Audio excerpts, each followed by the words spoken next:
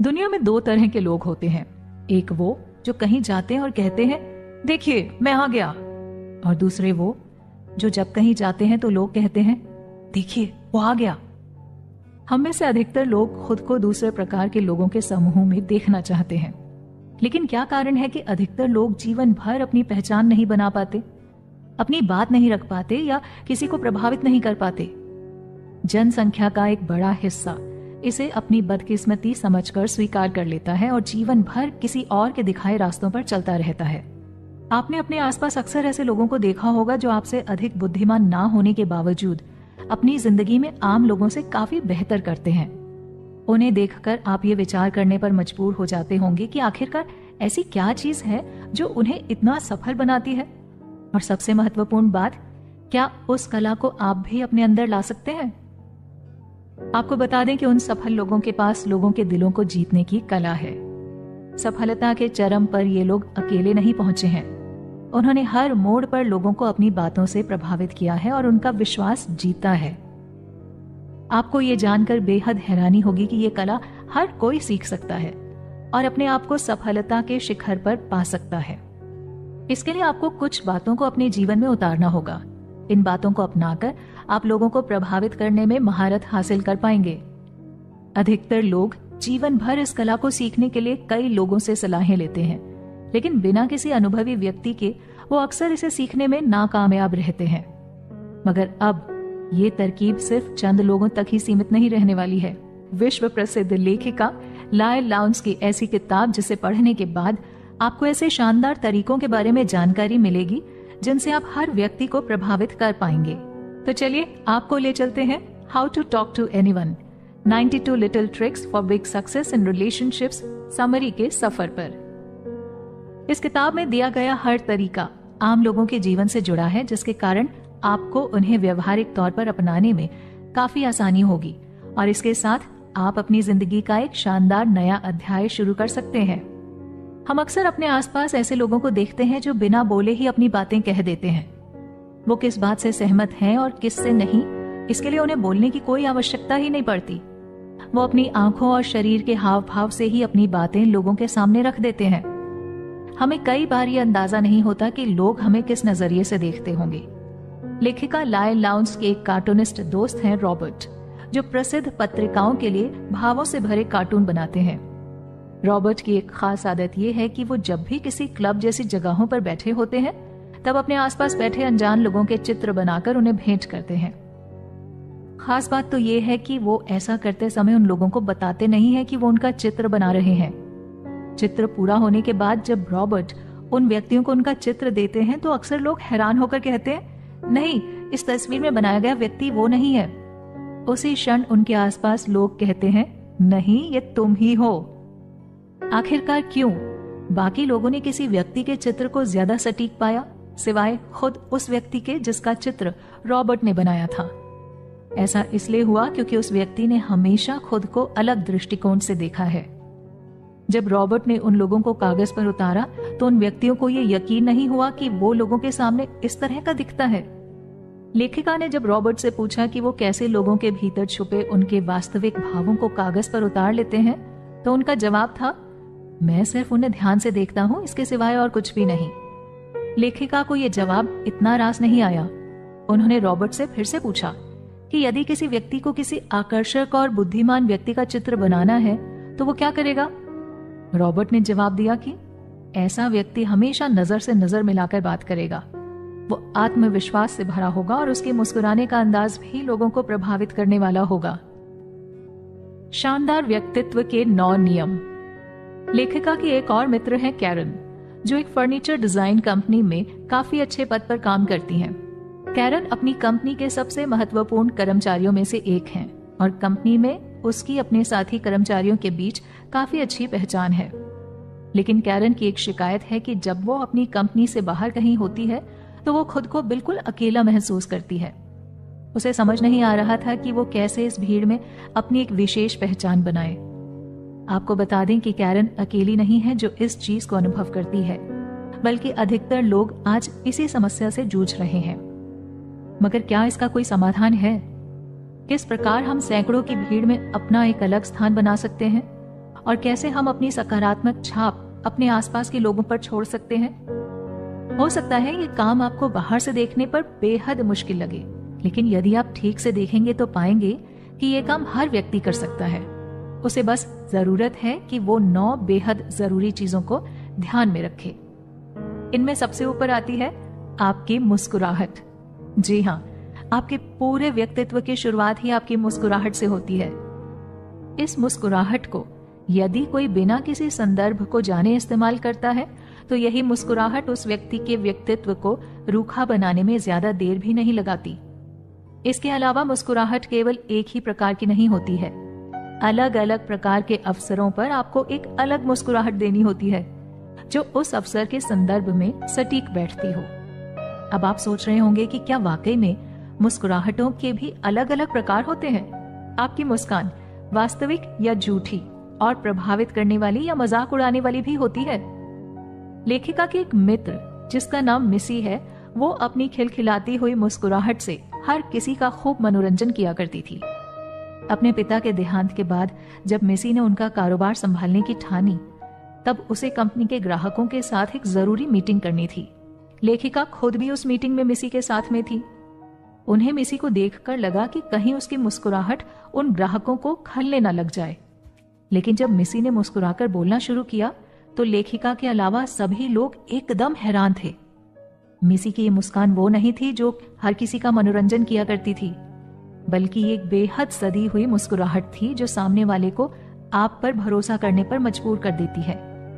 Meeting के बाद सभी ग्राहक मिसी से बहुत प्रभावित हुए और ये मीटिंग मिसी के लिए बिल्कुल कामयाब रही। मीटिंग के बाद लेखिका से रहा नहीं गया और उन्होंने मिसी से पूछ ही लिया कि उसके व्यक्तित्व में आए इस शानदार बदलाव का कारण क्या है। मिसी ने जवाब दिया, मेरी मुस्कुराहट।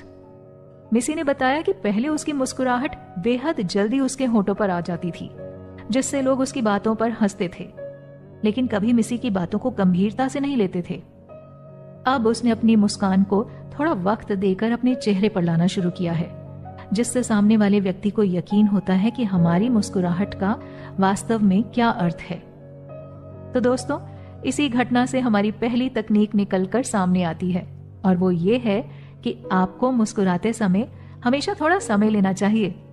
इससे सामने वाला व्यक्ति आपसे मुस्कुराने की उम्मीद करेगा और आपके मुस्कुराने को वाकई में आपकी खुशी के इजहार का तरीका समझेगा। जल्दबाजी में आई मुस्कुराहट आपके धैर्य में कमी का सूचक है, जिससे सामने वाला व्यक्ति आपकी बात को गंभीरता से नहीं लेगा। आंखों की करामात। Rule number 2। अक्सर जब लोग किसी से मिलते हैं तो वो अपनी आंखों पर ज्यादा ध्यान नहीं देते। हमारी आंखें वो जादुई अंग हैं जो सामने वाले व्यक्ति को बिना कोई शब्द कहे अपना मुरीद बना सकती है, मगर उसके लिए आपको इस जादुई अंग का उपयोग करना अच्छे से आना चाहिए।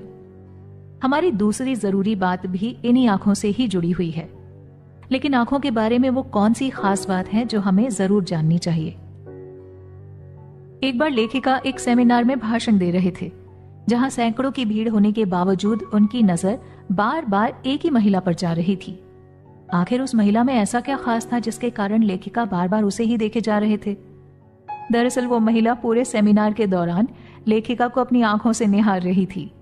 इससे लेखिका को ये एहसास हुआ कि ये महिला उनके सेमिनार में काफी गहरी रुचि रखती है। इसी कारण सेमिनार के बाद लेखिका उस महिला से व्यक्तिगत रूप से मिलने गए और उनसे पूछा कि क्या वाकई में आपको मुझसे मिलना इतना पसंद आया? तब उस महिला ने जवाब दिया, दरअसल मुझे आपकी अधिकतर बातें बिल्कुल भी समझ में नहीं आई, क्योंकि आप हर वक्त इधर से उधर चल रहे थे। इस कारण मुझे आपके होंठ पढ़कर शब्द बनाने में काफी परेशानी हो रही थी, जिसके कारण मुझे आपको बेहद ध्यान से देखना पड़ रहा था। लेखिका को इस बात से बहुत हैरानी हुई। जो महिला सुन नहीं सकती, यदि वो भी उन्हें ध्यानपूर्वक देखती है तो ऐसा प्रतीत होता है जैसे वो सामने वालों की बातों में बेहद दिलचस्पी ले रही है। नजरें मिलाना हमारे समाज में अक्सर आंखें दिखाने के बराबर माना जाता है। कई लोगों का ये मानना है कि किसी की आंखों में आंखें डालकर बात करने का अर्थ उस व्यक्ति से असम्मानपूर्वक तरीके से बात करने के बराबर है, मगर ये बात एकदम गलत है। बल्कि किसी से नजरें मिलाकर बात करने से हमारी बात ज्यादा प्रभावी होती है। ये बात कई विश्वविद्यालयों के शोध में भी साबित हो चुकी है। ऐसा ही एक शोध येल यूनिवर्सिटी के मनोवैज्ञानिकों ने भी किया है। उन्होंने लड़के और लड़कियों के कुछ जोड़ों को एक दूसरे से 2 मिनट बात करने के लिए कहा। ये सभी लोग एक दूसरे से बिल्कुल अनजान थे। इनमें से कुछ लोगों को ये कहा गया कि वो अपने सामने वाले व्यक्ति को पलक झपकाने पर ध्यान दें। वास्तव में ऐसा कहने का कारण ये था कि वो लोग अपने सामने खड़े व्यक्ति के साथ आई कांटेक्ट बना सकें। जब ये रिसर्च पूरी हुई तब मनोवैज्ञानिकों ने पाया कि जिन लोगों ने अपने सामने खड़े व्यक्ति की आंखों में देखकर बात की थी, वो अपने सामने खड़े व्यक्ति को प्रभावित करने में ज्यादा सफल हुए। दूसरी ओर वो लोग जो आंखों से आंखें मिलाकर बात नहीं कर रहे थे, वो अपना प्रभाव इतना बेहतर नहीं बना पाए। तो दोस्तों, यहीं से हमारी दूसरी तकनीक निकल कर आती है, जो ये है कि जब भी आप किसी व्यक्ति से बात करें तो उससे नजरें मिलाकर ही बात करें। इससे उस व्यक्ति को ये एहसास होगा कि आप उसकी बातों में बेहद दिलचस्पी ले रहे हैं और वो व्यक्ति आपसे बात करने में हमेशा उत्सुक रहेगा। नजरों से जुड़ी एक और खास बात है जो अक्सर कई लोग इस्तेमाल करते हैं। वो ये है कि कई बार हम समूह में खड़े उस व्यक्ति पर ध्यान नहीं देते जो बोल रहा होता है, बल्कि हम उस व्यक्ति पर ध्यान देते हैं जिसमें हमें दिलचस्पी होती है। इस कारण वो व्यक्ति ये सोचने पर मजबूर हो जाता है कि आखिरकार ये व्यक्ति बोलने वाले व्यक्ति को छोड़कर मेरी ओर क्यों देख रहा है। इसी से उसको ये अंदाजा भी हो जाता है कि इस व्यक्ति को शायद मुझ में दिलचस्पी है। इस तरकीब का उपयोग कई बार पुलिस अपनी पूछताछ के दौरान भी करती है।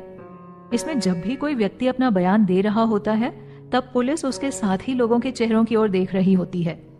पुलिस उसके साथियों के चेहरों पर आ रहे भावों को पढ़ने की कोशिश करती है, जिससे ये पता लगता है कि वो लोग अपने साथी के बयान पर क्या सोचते हैं।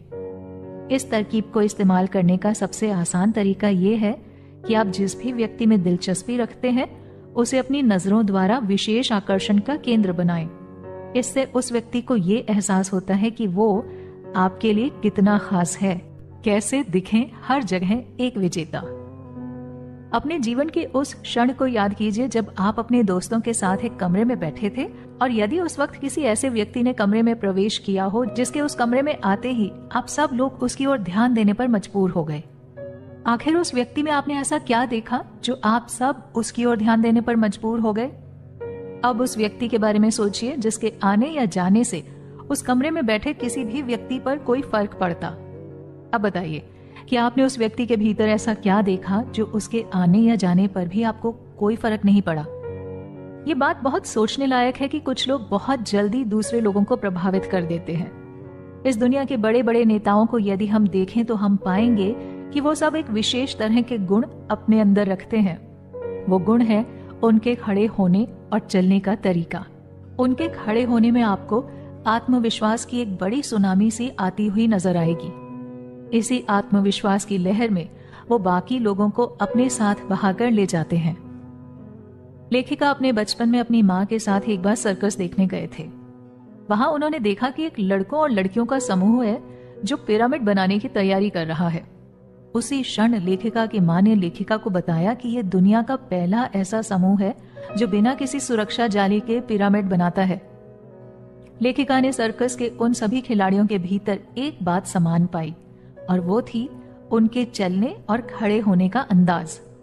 उन सभी खिलाड़ियों को अपने ऊपर पूरा भरोसा था और उनकी चाल में आत्मविश्वास की झलक भी साफ देखने को मिल रही थी।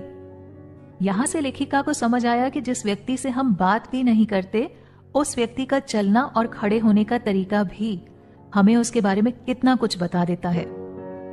अब बात आती है बचपन से जब हमें यह सिखाया गया है कि सीधे खड़े रहना चाहिए, हमेशा सर को सीधा रखना चाहिए, लेकिन इसके बावजूद भी हम में से अधिकतर लोग अब तक इस बात को अपने जीवन में लागू नहीं कर पाए हैं। तो अब ऐसा क्या किया जाए जिससे हम इस बात को अपने दैनिक जीवन में लागू कर पाएं? इसके लिए आपको ये जानना बहुत जरूरी है कि सीधा खड़ा रहना और अपने सर को आत्मविश्वास से सीधा रखना एक आदत है, ना कि हर बार ध्यान में रखकर किया जाने वाला एक काम। तो यहाँ हम आपको एक और महत्वपूर्ण सलाह देंगे जो आपके व्यक्तित्व को और प्रभावशाली बनाने में बहुत मददगार होगी। आत्मविश्वास से भरी इस चाल को पाने के लिए आप जब भी अपने घर के किसी भी दरवाजे के पास से गुजरें तो अपने दिमाग में ऐसा सोचिए कि इस दरवाजे पर आपके सर के थोड़ा ऊपर एक दांतों से पकड़ने का पैड रखा है। आपको इस पैड को अपने दांतों से पकड़ना है और ऐसा मानना है कि यह पैड आपको ऊपर की ओर खींच रहा है। इससे यह होगा कि आपको अपने सर को सीधा रखना आसान हो जाएगा और आपकी चाल में भी एक आत्मविश्वास की झलक दिखाई देने लगेगी। इस काम को आप कुछ दिनों तक जब भी किसी दरवाजे से गुजरें तो दोहराएं। कुछ ही दिनों के अंदर आप पाएंगे कि आप जब भी किसी कमरे में घुसेंगे तो अपने आप ही आपका सर सीधा होने लगेगा और आपके चलने के तरीके में भी एक सकारात्मक परिवर्तन नजर आएगा। उनके अंदर के बच्चे को पहचानें। Rule number 5। क्या आपने कभी किसी बच्चे को देखा है जो अपने माता पिता के पास भाग कर जाता है और उनके गले लग जाता है? मान लीजिए कि एक छोटा बच्चा है जिसने अपनी माँ को काफी समय बाद देखा है, तो आपको क्या लगता है कि उसकी पहली प्रतिक्रिया क्या होगी? वो जरूर अपनी माँ को देखते ही उसे गले लगाने की कोशिश करेगा। वैसे ही हम सब के अंदर भी एक ऐसा ही बच्चा है जो उन लोगों को करीब लाने की कोशिश करता है जो हमें सुरक्षित और खुश महसूस कराते हैं। अगर आप किसी व्यक्ति को वास्तव में प्रभावित करना चाहते हैं तो उसके लिए सबसे अच्छा तरीका ये होगा कि आप उनके अंदर के बच्चे को पहचानें और उसे खुश करें। अगर उनके अंदर का बालक मन आपसे खुश होता है तो वो व्यक्ति आपको अवश्य ही स्वीकार करेगा। लेखिका की एक दोस्त थी कार्ला, जिसका हाल ही में तलाक हुआ था। वो एक बड़ी कंपनी में काफी सम्मानित पद पर काम कर रही थी। कार्ला का व्यक्तित्व काफी आकर्षक था। एक बार लेखिका और कार्ला अपने एक दोस्त की पार्टी में बातें कर रहे थे। तब लेखिका ने यह गौर किया कि पार्टी में मौजूद कई युवक कार्ला की ओर काफी आकर्षित नजर आ रहे थे। उनमें से कुछ युवकों ने कार्ला की ओर देखकर एक मुस्कुराहट भी दी, लेकिन वापसी में कार्ला ने उनकी ओर बस एक औपचारिक मुस्कुराहट दी। थोड़ी देर बाद एक छोटा बच्चा कार्ला को हेलो बोलने आया, तो उस छोटे बच्चे को देखते ही कार्ला बेहद खुश हो गई और उसने बहुत खुशी के साथ उस बच्चे को हेलो कहा। कार्ला जब उस बच्चे से बात कर रही थी तब वो बहुत मुस्कुरा रही थी और उस बच्चे के साथ वो काफी अच्छा भी महसूस कर रही थी। लेखिका ने जब ये सब देखा तो उसने कार्ला से पूछा कि वो एक बार उनमें से किसी युवक के साथ भी ऐसे ही बात करने की कोशिश क्यों नहीं करती। इसके जवाब में कार्ला ने कहा कि वो ऐसा नहीं कर पाएंगी, लेकिन लेखिका के बार बार गुजारिश करने पर वो ऐसा करने के लिए मान गई।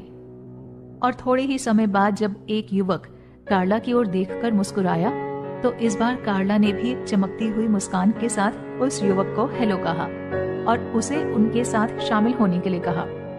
वो युवक तुरंत उन दोनों के साथ बातें करने के लिए राजी हो गया और थोड़े समय बाद लेखिका ने उन दोनों से विदा ली, लेकिन एक दूसरे की बातों में वो इतना खो गए थे कि लेखिका की अनुपस्थिति का उन्हें आभास तक नहीं हुआ। इस घटना को देखकर लेखिका ने यह समझ लिया कि यदि हम किसी व्यक्ति को प्रभावित करना चाहते हैं तो हमें हर व्यक्ति के अंदर के बच्चे को खुश करना होगा। हमारी अगली सलाह भी यही है कि यदि आप किसी बच्चे को प्रभावित करना चाहते हैं तो सबसे पहले ये देखें कि वो कौन सी चीजें हैं जो उनके बचपन में उन्हें खुश किया करती थी या जो उनके अंदर के बच्चे को पसंद आएगी। कैसे किसी को एक पुराने दोस्त की तरह महसूस कराएं। रूल नंबर 6 और 7। एक बड़ी प्रसिद्ध कहावत है कि लोगों को तब तक इस बात से फर्क नहीं पड़ता कि आप उनके बारे में कितना जानते हैं जब तक कि आप उन्हें ये महसूस कराते रहें कि आपको उनकी फिक्र है। ये बात तब एकदम सटीक बैठती है जब हम किसी नए व्यक्ति से मिलते हैं। आपको जानकर हैरानी होगी कि हमारा शरीर एक ऐसे प्रसारण स्टेशन की भांति काम करता है जो 24 घंटे लोगों को अलग अलग प्रकार के संदेश भेजता है। आपके हाव भाव से लोग ये अंदेशा लगाते हैं कि आप कैसा सोचते हैं और विशेष रूप से आप उनके बारे में क्या सोचते हैं। इससे पहले हमने आपको एक तरकीब बताई थी कि जिसमें हमने कहा था कि कैसे आप अपने शरीर को सीधा रखने की एक आदत से लोगों को प्रभावित कर सकते हैं। इस बार आपको उस आदत में एक और चीज जोड़नी है जिससे आपके शरीर के हर हिस्से की हलचल से ऐसा लगे जैसे आपको सामने वाले व्यक्ति की परवाह हो। जैसा कि आप सबको मालूम होगा कि जब हम किसी नए व्यक्ति से मिलते हैं तो हमारे दिमाग में हजारों प्रकार के विचार चलते रहते हैं। इसके चलते हम ठीक तरह से ये सोच नहीं पाते कि हमारा कौन सा व्यवहार सामने वाले व्यक्ति को अच्छा लगेगा और कौन सा खराब। इसी कारण जब हम किसी व्यक्ति से मिलते हैं तो सबसे पहले हमें हड़बड़ाहट से बिल्कुल बचना चाहिए ताकि हम ऐसी कोई भी हरकत करने से बच सकें जो सामने वाले व्यक्ति को हमारे बारे में कुछ खराब सोचने के लिए प्रोत्साहित करे। वहीं कुछ लोग ऐसे भी होते हैं जिनके साथ हम बेहद सहज होते हैं। वो लोग हमारे सबसे करीबी मित्र होते हैं। हम जब अपने किसी करीबी दोस्त से मिलते हैं तो हमें बिल्कुल भी घबराहट महसूस नहीं होती। हम एकदम ध्यान से उनकी बातें सुनते हैं और बिना किसी हड़बड़ाहट के अपनी बात उन्हें कहते भी हैं। इसके अलावा हमारा शरीर और दिमाग पूरी तरह से उनके साथ होता है। यहीं से हमारी अगली सलाह निकलती है, जो ये कहती है कि जब भी आप किसी नए व्यक्ति से मिले तो अपने मन में ये मानकर चलें कि वो व्यक्ति आपका एक पुराना दोस्त है। वो पुराना दोस्त जो अब कई सालों बाद आपको मिला है। इससे आपके अंदर की सारी हड़बड़ाहट अपने आप ही दूर हो जाएगी। इसके अलावा आपका उस व्यक्ति के प्रति व्यवहार भी पूरी तरह से बदल जाएगा, जो उस व्यक्ति को अवश्य ही बहुत पसंद आएगा, क्योंकि वो व्यक्ति भी आपसे पहली बार मिल रहा है। इसी कारण से उसके मन में भी यह ख्याल आता होगा कि उसे कितना और क्या बोलना चाहिए। अगर आप सामने वाले व्यक्ति को ये एहसास करा देते हैं कि आप उनके करीबी दोस्त की तरह हैं, तो वो बहुत जल्द आपके करीब आ जाएंगे। स्वाभाविक है कि आप उस व्यक्ति को ऐसा नहीं बोल सकते कि वो आपका पुराना दोस्त है।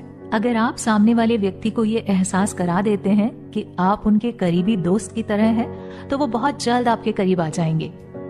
स्वाभाविक है कि आप उस व्यक्ति को ऐसा नहीं बोल सकते कि वो आपका पुराना दोस्त है, क्योंकि वो सच नहीं है। ये बात तो आपको केवल अपने दिमाग को बतानी है, जिसके बाद आपका दिमाग अपने आप ही ऐसे बर्ताव करने लगेगा जैसे वो व्यक्ति आपका एक पुराना दोस्त है।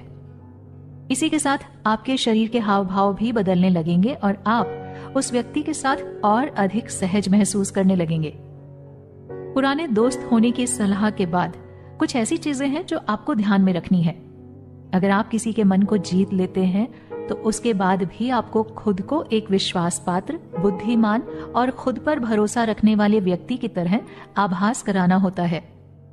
हमारा अगला विषय इसी बात पर होगा कि कैसे हम लोगों के सामने एक विश्वास पात्र व्यक्ति के तौर पर उभर कर आ सकते हैं।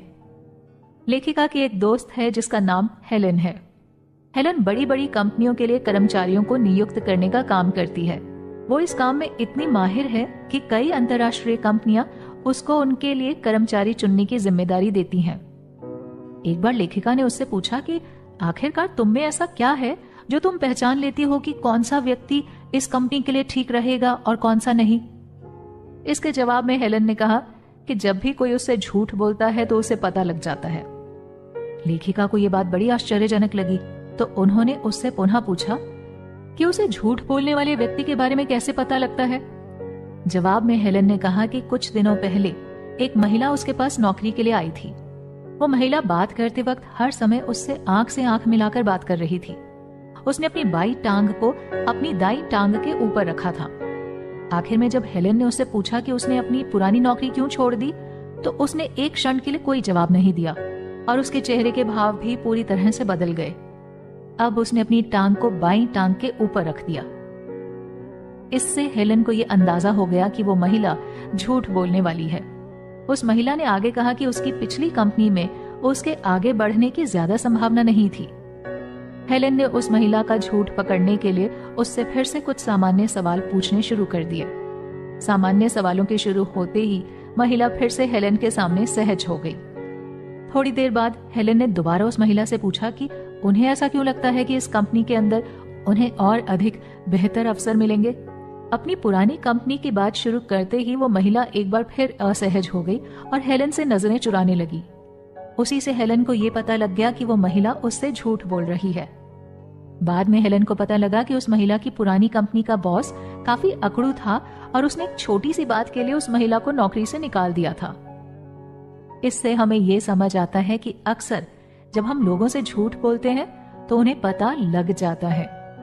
हमारे हाव भाव अचानक बदलने लगते हैं, जिससे सामने वाले व्यक्ति को ऐसा आभास होने लगता है कि शायद ये व्यक्ति उनसे झूठ बोल रहा है। वहीं कई बार ऐसा भी होता है कि आप सच बोल रहे होते हैं, लेकिन आपके हाव भाव ऐसे होते हैं कि सामने वाले व्यक्ति को वो बात भी झूठी लगती है। अब हम जानेंगे कि हम कैसे ऐसी हरकतें करने से बच सकते हैं जिनसे हम सच बोलते समय एक झूठे व्यक्ति की तरह नजर ना आए। कई बार ऐसा होता है कि आप किसी गर्म कमरे में बैठे हैं और एक मीटिंग का हिस्सा है। गर्मी के चलते आपने अपनी शर्ट के कॉलर को थोड़ा ढीला कर दिया। अब भले ही इस बात के पीछे कारण कमरे की गर्मी थी, लेकिन सामने वाले व्यक्ति को ये लगेगा कि शायद आप मीटिंग की किसी बात के कारण असहज महसूस कर रहे हैं। इसके अलावा कई बार ऐसा भी होता है कि किसी जगह पर अधिक धूल होने के कारण आप बार बार अपनी आंखें झपकाते रहें। इसका कारण चाहे जो भी हो, ऐसा करने से भी सामने वाले व्यक्ति को ऐसा ही लगेगा कि शायद आप उनसे कुछ छुपा रहे हैं। इसके अलावा ऐसा भी होता है कि किसी से बात करते वक्त हमें चेहरे या नाक पर हल्की खुजली होने लगती है। स्वाभाविक तौर पर हमारी प्रतिक्रिया होती है कि हम उस जगह को अपने हाथ से खुजाते हैं। सुनने में ये बेहद सामान्य सी बात लग सकती है, लेकिन जब आप किसी जरूरी मीटिंग का हिस्सा हो और उस वक्त आप ऐसा कुछ करते हैं तो इससे शायद सामने वाले व्यक्ति को आपको नापसंद करने का एक मौका मिल सकता है। इसी बात से निकलती है हमारी अगली सलाह, जिसमें हम ये कहते हैं कि आप जब भी किसी व्यक्ति से बात करें तो अनावश्यक रूप से अपने चेहरे या शरीर के किसी भी अंग को बार बार ना छुएं, अपनी पलकें बार बार ना झपकाएं और अपने पैरों को भी एक दूसरे पर बार बार ना चढ़ाएं। ने लोगों के मन की बात। Rule number 8। सन 1900 के आसपास जर्मनी का एक घोड़ा जिसका नाम हैंस था, दुनिया भर में अपनी बुद्धिमत्ता के लिए प्रसिद्ध हो रहा था। जब हैंस छोटा था तब उसके मालिक ने उसे छोटे छोटे अंकों की गिनती करना सिखाया। सही जवाब देने के लिए हैंस अपने पांव से टप की आवाज करता था। उस सवाल का जितना जवाब होता था वो उतनी बार अपने पैर से टप की आवाज करता। इस बुद्धिमान घोड़े की खबर धीरे धीरे पूरे यूरोप में फैल गई। इस दौरान हैंस के मालिक ने उसे जोड़ के अलावा गुणा, भाग और साथ ही कुछ शब्द सिखाने भी शुरू कर दिए। थोड़े ही समय में हैंस छोटे मोटे भूगोल और विज्ञान के सवालों के जवाब देने लगा। हैंस ये सब जवाब अपने पैर को जमीन पर मारकर टप की आवाज करके देता था। घोड़े के इस हुनर की खबर जब काफी तेजी से फैलने लगी तब दुनिया भर के बड़े बड़े वैज्ञानिक, पशु चिकित्सक और घोड़ों के जानकार इस घोड़े की जांच करने आए। जब उन्होंने उस घोड़े की जांच की तब भी उस घोड़े ने सभी सवालों के सही सही जवाब दिए। अब ये घोड़ा और भी अधिक प्रसिद्ध हो चुका था, इसीलिए अब उसे देखने के लिए हजारों की संख्या में लोग आने लगे। इस बार वैज्ञानिकों की एक बड़ी टीम इस घोड़े का परीक्षण करने आई। वैज्ञानिकों के परीक्षण को देखने के लिए काफी बड़ी संख्या में दर्शक आए। वैज्ञानिकों को लगा कि शायद घोड़े का मालिक कुछ चालबाजी करता है, इसलिए उन्होंने उस मालिक को उस जगह से दूर भेज दिया और फिर एक एक करके सबने उस घोड़े से सवाल पूछे। आश्चर्य की बात तो ये थी कि घोड़े ने हर एक सवाल का एकदम सही सही उत्तर दिया, मगर इसके बावजूद लोग संतुष्ट नहीं हुए। तभी उनमें से एक व्यक्ति उठा और घोड़े के कान में जाकर धीरे से एक सवाल पूछा जिसे और कोई नहीं सुन पाया। सभी लोग जवाब का इंतजार करने लगे, लेकिन इस बार वो घोड़ा अपनी जगह पर चुपचाप खड़ा रहा। इसके बाद एक दूसरे वैज्ञानिक ने घोड़े के कान में सवाल पूछा, लेकिन घोड़ा इस बार भी चुपचाप खड़ा रहा। सभी परीक्षण करने के बाद वैज्ञानिकों ने यह निष्कर्ष निकाला कि जब भी उस घोड़े से कोई सवाल पूछा जाता था तब दरअसल वो घोड़ा अपने सामने खड़े व्यक्तियों को देखा करता था। सही जवाब के पास पहुंचने पर लोगों के हाव भाव बदलने लगते थे और सही जवाब देने पर उनके हाव भाव अलग हो जाते थे। लोगों के इन बदलते हाव भाव को पढ़कर ही वो घोड़ा हर बार सही जवाब देता था। तो देखा आपने कि कैसे एक घोड़ा लोगों के मन की बात जान सकता है। आप भी इसी तरह लोगों के हाव भाव को क्यों नहीं जान सकते कि कब कोई आपके सामने सच बोल रहा है और कब झूठ। कई बार ऐसा हुआ होगा कि आप टीवी देख रहे हैं और आपके साथ बैठे व्यक्ति के पास कोई फोन आता है, तब आप तुरंत टीवी की आवाज बंद कर देते हैं ताकि साथ वाला व्यक्ति आराम से बात कर सके। जब टीवी की आवाज बंद होती है तब आपका पूरा ध्यान स्क्रीन पर दिख रहे कलाकारों के हाव भाव पर होता है। आप उनके बोलने के तरीके से ये जानने की कोशिश करते हैं कि वो किस बारे में बात कर रहे हैं। ठीक ऐसे ही आपको लोगों के हाव भाव को भी जानना है कि क्या लोग आपकी बात सुनकर मुस्कुरा रहे हैं, क्या वो हाँ में सर हिला रहे हैं, क्या वो एकदम सहज हैं और क्या वो आपकी ओर ना देखकर दूसरी ओर देख रहे हैं। यही से निकलती है हमारी एक और सलाह जो ये कहती है कि जब भी आप किसी व्यक्ति से बात कर रहे हो तो हमेशा उस व्यक्ति पर भी एक नजर डालें। जो बात आप उससे कर रहे हैं क्या वो उसे प्रभावित कर रही है या नहीं। यदि आप ध्यान से देखेंगे तो आप ये आसानी से जान पाएंगे कि आपकी बातें उन्हें पसंद आ रही हैं या नहीं। यदि आपको ऐसा प्रतीत होता है कि आपकी बातें शायद उन्हें पसंद नहीं आ रही हैं, तो उसी क्षण कुछ और बातें करने की सोचें। इस तरह से आप खुद को ऐसी बात करने से बचा सकते हैं जो सामने वाले व्यक्ति को आपसे दूरी बनाने के लिए मजबूर कर सकती है। महसूस करें। Rule number 9। क्या आपने कभी किसी ऐसे क्रिकेट खिलाड़ी को देखा है जिसके ऊपर आखिरी गेंद में अपनी टीम को जिताने का दबाव होता है? आप क्या सोचते हैं कि वो खिलाड़ी उस क्षण क्या सोचता होगा? उस वक्त उस खिलाड़ी का दिमाग अपनी अधिकतम क्षमता के स्तर पर होता है। वो खिलाड़ी उस वक्त अपने आसपास चल रही हर छोटी से छोटी चीज के बारे में भी जानकारी रखता है। उसके कानों के पास से जा रही हवा की गति, सामने वाले गेंदबाज के चेहरे के हाव भाव, चाल, गति, इन सब पर उस बल्लेबाज की नजर होती है। ये परिस्थितियां ही ऐसी होती हैं कि उस खिलाड़ी के लिए कोई भी कदम उठाने से पहले उन्हें महसूस करना बेहद जरूरी हो जाता है। लेखिका का एक और दोस्त है रिचर्ड, जो लंबी मैराथन में हिस्सा लिया करता है। न्यूयॉर्क में होने वाली एक महत्वपूर्ण मैराथन के लिए रिचर्ड काफी समय से अभ्यास कर रहा था, मगर उस मैराथन के कुछ हफ्तों पहले ही एक चोट के कारण उसे अस्पताल में भर्ती होना पड़ा था। डॉक्टर ने उसे कुछ हफ्तों के लिए आराम करने को कहा और किसी भी प्रकार की हलचल करने से सख्त मना कर दिया। इसी कारण रिचर्ड मैराथन के 2 दिन पहले तक बिल्कुल भी चल नहीं पाए और इसीलिए वो मैराथन के लिए अपना अभ्यास पूरा नहीं कर पाए। उनके सभी दोस्तों ने, जिनमें खुद लेखिका भी शामिल थी, उन्हें मैराथन में हिस्सा ना लेने की सलाह दी, मगर इसके बावजूद रिचर्ड ने यह तय कर लिया था कि उन्हें इस मैराथन में हिस्सा लेना ही है। जब उनके दोस्तों ने उनसे कहा कि उन्होंने तो मैराथन की बिल्कुल भी तैयारी नहीं की है, तब जवाब में रिचर्ड ने कहा कि वो जब अस्पताल में भर्ती थे तो सिर्फ उनका शरीर बिस्तर पर लेटा हुआ था, मगर उनका दिमाग तब भी मैराथन की तैयारी कर रहा था। इसी कारण वो इस मैराथन के लिए पूरी तरह से तैयार हैं। ये बात सुनकर सबको बहुत हैरानी हुई, मगर जब मैराथन शुरू हुई तब रिचर्ड ने बेहद उम्दा प्रदर्शन किया। उन्होंने अपनी पिछली सभी मैराथन से भी बेहतर प्रदर्शन करके इस मैराथन को पूरा किया। और जब उनसे ये पूछा गया कि उन्होंने ये कार्य कैसे किया, तब उन्होंने जवाब दिया कि जब से उन्हें चोट लगी थी तभी से उन्होंने अपने दिमाग को इस मैराथन के लिए तैयार करना शुरू कर दिया था। दोस्तों, इसी बात से आती है हमारी अगली सलाह, और वो ये है कि किसी भी काम को करने से पहले आप उसे अपने दिमाग में अच्छे से सोचकर रख लें। आप उस कार्य को किस तरह से करने वाले हैं, इस चीज को आप बार बार अपने दिमाग में सोचें। इस प्रक्रिया को बार बार दोहराने से आपका दिमाग उस कार्य को करने का आदी हो जाएगा।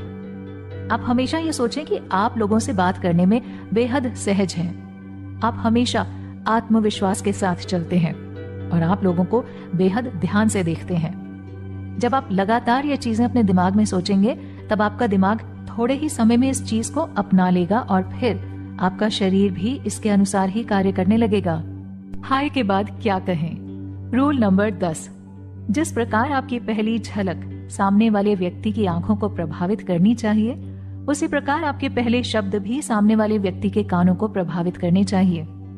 आपके पहले शब्द ही ये तय करते हैं कि सामने वाला व्यक्ति आपसे कितना और क्या बात करेगा।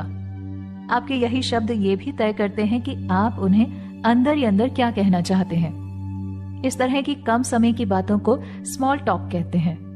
स्मॉल टॉक सुनते ही ये पता चल जाता है कि इसमें बात केवल एक छोटे क्षण के लिए होती है, लेकिन आपको जानकर हैरानी होगी कि ये कम समय की बातचीत आपके बारे में काफी कुछ बता देती है। इससे पहले कि हम बताएं कि खुद को स्मॉल टॉक में बेहतर कैसे बनाएं, हम आपको ये बता देना चाहते हैं कि इस दुनिया के बुद्धिमान व्यक्तियों को हमेशा से ही स्मॉल टॉक से नफरत रही है। जब लेखिका ने फोर्ब्स के टॉप व्यक्तियों के बारे में जानने की कोशिश की, तब उन्हें पता चला कि उनमें से लगभग सभी लोगों को लंबी और गहरी बातें करना पसंद है। उनमें से बहुत कम लोग ऐसे थे जिन्हें लोगों के साथ स्मॉल टॉक करना पसंद था। मगर हम आपको बता दें कि स्मॉल टॉक का अर्थ वास्तव में ये नहीं है कि आप किसी व्यक्ति से थोड़े समय के लिए बात करें और फिर उसे भूल जाएं, बल्कि इसका वास्तविक अर्थ ये है कि हम किसी व्यक्ति से शुरुआती समय में बात करके उससे आगे की बातचीत जारी रख सकें। लेखिका जब अपनी किशोरावस्था में थी, तब अपने कॉलेज के एक बड़े उत्सव में डांस के लिए उन्हें एक पुरुष साथी चाहिए था। वहीं उनके साथ की सभी लड़कियां एक एक लड़के को डांस के लिए चुन चुकी थी, लेकिन लेखिका की हिचकिचाहट के कारण वो डांस के लिए किसी से भी अपना साथी बनने के लिए नहीं पूछ पाई। धीरे धीरे समारोह का दिन नजदीक आने लगा, लेकिन लेखिका के साथ डांस करने वाला लड़का कोई नहीं था। आखिरकार उन्होंने समारोह से केवल 3 दिन पहले एक लड़के को फोन किया जिससे वो 1 साल पहले एक कैंप के दौरान मिली थी। फोन करने से पहले ही लेखिका ने अपने दिमाग में सोच कर रखा था कि उन्हें उस लड़के को डांस के लिए कैसे पूछना है। लड़के के फोन उठाते ही लेखिका ने कहा, हेलो, मेरा नाम लील है और हम पिछली गर्मियों में कैंप के दौरान मिले थे। स्कूल में हो रहे समारोह के लिए क्या तुम मेरे डांस पार्टनर बनोगे? इसके जवाब में उस लड़के ने बड़ी उत्सुकता से कहा, क्यों नहीं, मुझे बड़ी खुशी होगी, और सच कहूं तो मैं भी उस समारोह के लिए किसी डांस पार्टनर की तलाश में था। उस लड़के ने आगे कहा कि वो लेखिका को शाम को होने वाले समारोह के लिए उनके घर लेने आएगा। इसके बाद उस लड़के ने अपना नाम डॉनी बताया। डॉनी के साथ लेखिका की मुलाकात काफी अच्छी रही। डॉनी एक बेहद समझदार लड़का निकला जिसने लेखिका की छोटी छोटी बातों के बारे में पूरा ख्याल रखा। डॉनी दरअसल स्मॉल टॉक करने में काफी माहिर था। वो अपनी स्मॉल टॉक की तकनीकों से सामने वाले व्यक्ति को अपने साथ लंबा समय बिताने के लिए मजबूर कर देता था। अब तक हम आपको 9 जरूरी तकनीकें बता चुके हैं जिनसे आप लोगों को प्रभावित कर सकते हैं। अब हम आपको बताएंगे आगे की तकनीकें, और हमारी अगली तकनीक है कि कैसे आप भी स्मॉल टॉक की इन्हीं तकनीकों को सीखकर सामने वाले व्यक्ति को आसानी से प्रभावित कर सकते हैं। सबसे पहले तो आप ये जान लीजिए कि स्मॉल टॉक का मकसद क्या है। दरअसल स्मॉल टॉक के पीछे का कारण ये है कि इससे सामने वाले व्यक्ति को आपके प्रति एक सुरक्षित माहौल पैदा करने में सहायता होती है, जिससे वो व्यक्ति सहज भी महसूस करता है। जब आपके मुंह से पहले शब्द ही ऐसे निकलते हैं कि आपको सुनने वाला खुश हो जाए, तब इस बात के पूरे आसार होते हैं कि वो आपसे आगे भी बात करना चाहेगा। हमारी 10वीं तकनीक भी यही है कि जब भी आप किसी से बात करें तो बात करने से पहले एक बार सामने वाले व्यक्ति की मानसिक स्थिति के बारे में एक सामान्य सा अंदाजा लगा लें। ऐसा करके आप अपनी स्मॉल टॉक की शुरुआत किसी ऐसे विषय से कर सकते हैं जिसमें वो काफी रुचि दिखाए। एक शानदार व्यक्तित्व के मालिक कैसे बने। Rule number 11। एक बार लेखिका एक कॉमेडियन के शो में गई। वहां उन्होंने देखा कि वो कॉमेडियन बेहद उत्साह के साथ अपने दर्शकों से घुल मिल रहा था और लोग भी उसे काफी पसंद कर रहे थे। लेखिका ने जब उसकी स्क्रिप्ट देखी तो ये पाया कि उसकी स्क्रिप्ट काफी औसत थी। यहीं से लेखिका को ये समझ आया कि इस बात का कोई फर्क नहीं पड़ता कि आप क्या कहते हैं, बल्कि फर्क इस बात से पड़ता है कि आप अपनी बात कैसे कहते हैं। हमारे दिमाग में अक्सर यह सवाल आता है कि जब भी हम किसी से मिले तो उससे ऐसी क्या बात करें कि वो हमसे मिलकर खुश हो जाए। इस सवाल का जवाब हम आपको एक उदाहरण के जरिए देंगे। एक बार एक जापानी युवक था जिसका नाम था हयाकावा। हयाकावा एक अमेरिकी रेलवे स्टेशन पर बैठा था। ये बात दूसरे विश्व युद्ध के समय की है, जब जापान ने अमेरिका पर हमला बोल दिया था। हयाकावा जिस प्लेटफॉर्म पर था उसी प्लेटफॉर्म पर एक अमेरिकी दंपत्ति अपने बच्चों के साथ थे। वो दंपत्ति और उनके बच्चे हयाकावा को जापानी होने के कारण संदेहास्पद नजरों से देख रहे थे। हयाकावा ये देखकर थोड़ा असहज तो हुआ, लेकिन उसने ठान लिया था कि वो इन लोगों से बात करके रहेगा। हयाकावा उस दंपत्ति के पास गया और बोला, इस ठंड में बच्चों के साथ सफर करना कितना मुश्किल होता होगा ना। इसके जवाब में उन बच्चों के पिता ने केवल हाँ में अपनी गर्दन हिलाई। हयाकावा ने उनसे आगे पूछा कि आपके बच्चे अपनी उम्र के हिसाब से थोड़े बड़े और मजबूत नजर आ रहे हैं। ये सुनकर वो व्यक्ति थोड़ा मुस्कुराने लगा। हयाकावा ने थोड़ी देर और इस प्रकार की बातें जारी रखी। थोड़ी देर बाद जब माहौल थोड़ा सामान्य हुआ, तब उस अमेरिकी व्यक्ति ने हयाकावा से पूछा कि तुम्हें क्या लगता है, क्या जापानी सेना अमेरिका को युद्ध में हरा देगी? जवाब में हयाकावा ने कहा कि मुझे समझ नहीं आता कि जापानी सेना बिना किसी संसाधन के कैसे एक ताकतवर औद्योगिक राष्ट्र अमेरिका को हरा सकता है। उस व्यक्ति ने कहा, मुझे उम्मीद है कि इस समय तुम्हारे घर का कोई व्यक्ति जापान में मौजूद नहीं है। इसके जवाब में हयाकावा ने कहा कि मेरे माता पिता अभी भी जापान में ही हैं और मेरी उनसे बात भी नहीं हो पाती। अमेरिकी दंपत्ति को हयाकावा की ये बात सुनकर उसके मन में दया का भाव जाग उठा और थोड़ी देर बाद उन्होंने हयाकावा को अपने घर खाने के लिए आमंत्रित किया। तो देखा आपने कैसे हयाकावा ने उन लोगों को प्रभावित किया जो कुछ समय पहले तक उसे अपना सबसे बड़ा दुश्मन मान रहे थे। अगर हयाकावा अपनी बात को किसी और तरीके से कहता तो संभव था कि वो दंपत्ति उसके साथ बहस करने लगते। इसी घटना से मिलती है हमें हमारी 11वीं तकनीक, जो ये कहती है कि जब हम किसी भी व्यक्ति से बात करें तो हमें पूरे उल्लास के साथ बात करनी चाहिए। इसके अलावा हमें इस बात पर भी ज्यादा ध्यान नहीं देना चाहिए कि हम क्या बात करने वाले हैं, क्योंकि 80% से भी अधिक बार फर्क सिर्फ इस बात का पड़ता है कि आप बात कैसे करते हैं। लोगों को बात करने के लिए कैसे आकर्षित करें। रूल नंबर 12, 13 और 14। आपने पार्टियों में अक्सर ऐसा देखा होगा कि कुछ लोग ऐसे दिखते हैं जिससे आप उनसे बात करने के लिए उत्सुक हो जाते हैं। उन व्यक्तियों के पहनावे को लेकर आप उनसे सवाल किए बिना नहीं रह पाते। हमारी अगली तकनीक भी कुछ ऐसी ही है। इस तकनीक का नाम है वो क्या है। सुनने में आपको ये थोड़ा अजीब लग सकता है, लेकिन हम आपको बता दें कि ये तकनीक हमेशा काम करती है। तो आइए जानते हैं वो क्या है तकनीक के बारे में। लेखिका कई बार जब पार्टियों में जाती हैं तो लोग उनसे अक्सर उनके गोल चश्मे के बारे में पूछते हैं। लोग उनसे ये सवाल पूछते हैं कि ये चश्मा उन्होंने कहाँ से लिया और इस डिजाइन का सुझाव उनको कहाँ से मिला।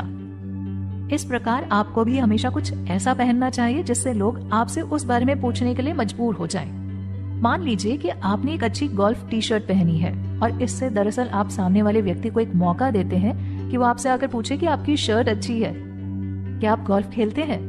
इस तरह से आप ऐसे व्यक्तियों को आकर्षित कर सकते हैं जो गोल्फ खेलते हैं या जिन्हें गोल्फ में दिलचस्पी है। तो जिस भी व्यक्ति को आप प्रभावित करना चाहते हैं, आप उसका ध्यान आकर्षित करने वाले कपड़े पहने।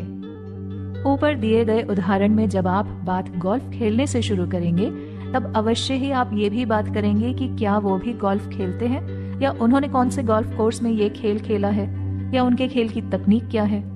यहीं से आप एक नए व्यक्ति को अपना दोस्त बना पाएंगे। कई बार ऐसा होता है कि आप जिन लोगों से बात करना चाहते हैं वो लोग आपसे बात नहीं करते, मगर वो लोग आपसे बात कर रहे हैं जिनमें आपको कोई विशेष रुचि नहीं है। इसके लिए जो तकनीक इस्तेमाल की जाती है वही हमारी अगली सलाह होगी। अगर आपका कोई परिचित व्यक्ति जो आपके पसंद के व्यक्ति को जानता हो तो आप उनसे कहिए कि वो आपकी उस व्यक्ति से पहचान कराएं। इसे वो कौन है तकनीक कहा जाता है, जिसमें आप किसी जान पहचान के व्यक्ति के जरिए अपनी पसंद के व्यक्ति से मुलाकात करते हैं। उसके बाद आप वो क्या है तकनीक का इस्तेमाल करके उस व्यक्ति से अपनी बातचीत को आगे बढ़ा सकते हैं। क्या हो यदि आप जिस व्यक्ति से बात करना चाहते हैं वो किसी समूह के बीच में हो। इसके अलावा उस व्यक्ति ने कुछ ऐसा विशेष भी ना पहना हो जिससे आप वो क्या है तकनीक का इस्तेमाल कर सकें। वहीं आपके आसपास कोई ऐसा व्यक्ति भी ना हो जो आपके साथ साथ उस व्यक्ति को भी जानता हो। ऐसी स्थिति में आप वो कौन है तकनीक का इस्तेमाल नहीं कर पाएंगे। तो अब आप कैसे उस व्यक्ति के पास जाकर उससे बात करेंगे और अपनी बातचीत को आगे बढ़ाएंगे। इस स्थिति में आती है हमारी तकनीक नंबर 14, जिसका नाम है बातों की जासूसी करना। आप सोच रहे होंगे भला इस तरह किसी समूह की बातें सुनना कौन सी तकनीक हो सकती है, लेकिन आपको ये जानकर हैरानी होगी कि ये तकनीक बेहद ही कारगर है और ये आपके तब काम आएगी जब आपके पास आपकी रुचि के व्यक्ति से बात करने का कोई भी तरीका नहीं होगा। इस तकनीक में आपको जिस भी समूह में आपकी रुचि का व्यक्ति खड़ा है उस समूह के पास जाकर चुपचाप खड़े हो जाना है। इसके साथ ही आपको उनकी बातें सुनने की कोशिश करनी है और ये जानना है कि वो किस विषय पर बात कर रहे हैं। जैसे ही आपको कोई ऐसा विषय सुनाई दे जिसमें आप सहज महसूस करते हो, तब आप तुरंत उस समूह की ओर मुड़कर ये कहें कि माफ कीजिएगा, मैं खुद को आप लोगों की बातें सुनने से रोक नहीं पाया। दरअसल मुझे इस विषय में बहुत रुचि है जिसके बारे में आप सभी बात कर रहे थे। क्या हम इस बारे में और बात कर सकते हैं? इसी के साथ आप भी अब उस समूह का हिस्सा बन चुके हैं। अब आप अपनी रुचि के व्यक्ति के साथ समय व्यतीत करके उसके साथ अपनी बातचीत को आगे बढ़ा सकते हैं। उदाहरण के लिए ऐसा सोचें कि आप एक क्लब में किसी व्यक्ति से बेहद आकर्षित हो जाते हैं, लेकिन वो व्यक्ति एक समूह के साथ बैठा है। इस स्थिति में आप उस ग्रुप के पास जाकर खड़े हो जाएं और उनकी बातें सुनने की कोशिश करें। मान लीजिए कि वो लोग हिमालय पर ट्रैक पर जाने की बात कर रहे हैं। उसी क्षण आप ये कहकर उनके साथ बातचीत शुरू कर सकते हैं कि माफ कीजिएगा, मैं अपने आप को आपकी बातें सुनने से रोक नहीं पाया। दरअसल मैं भी कुछ दिनों में हिमालय पर ट्रैकिंग करने जाने का विचार कर रहा हूँ, तो यदि आप इससे संबंधित कुछ सुझाव देना चाहें तो मुझे बेहद खुशी होगी। इसी तरह आप लोगों की बातों की जासूसी करके उन तक पहुंचने का एक रास्ता निकाल सकते हैं जो कि बेहद आसान और कारगर साबित होगा। रूल नंबर 15, 16 और 17। जब कोई आपसे ये पूछता है कि आप कैसे हैं और क्या करते हैं, तो आपका जवाब क्या होता है? आमतौर पर लोग इस सवाल का जवाब आप 2 या अधिक से अधिक 3 शब्दों में देते हैं।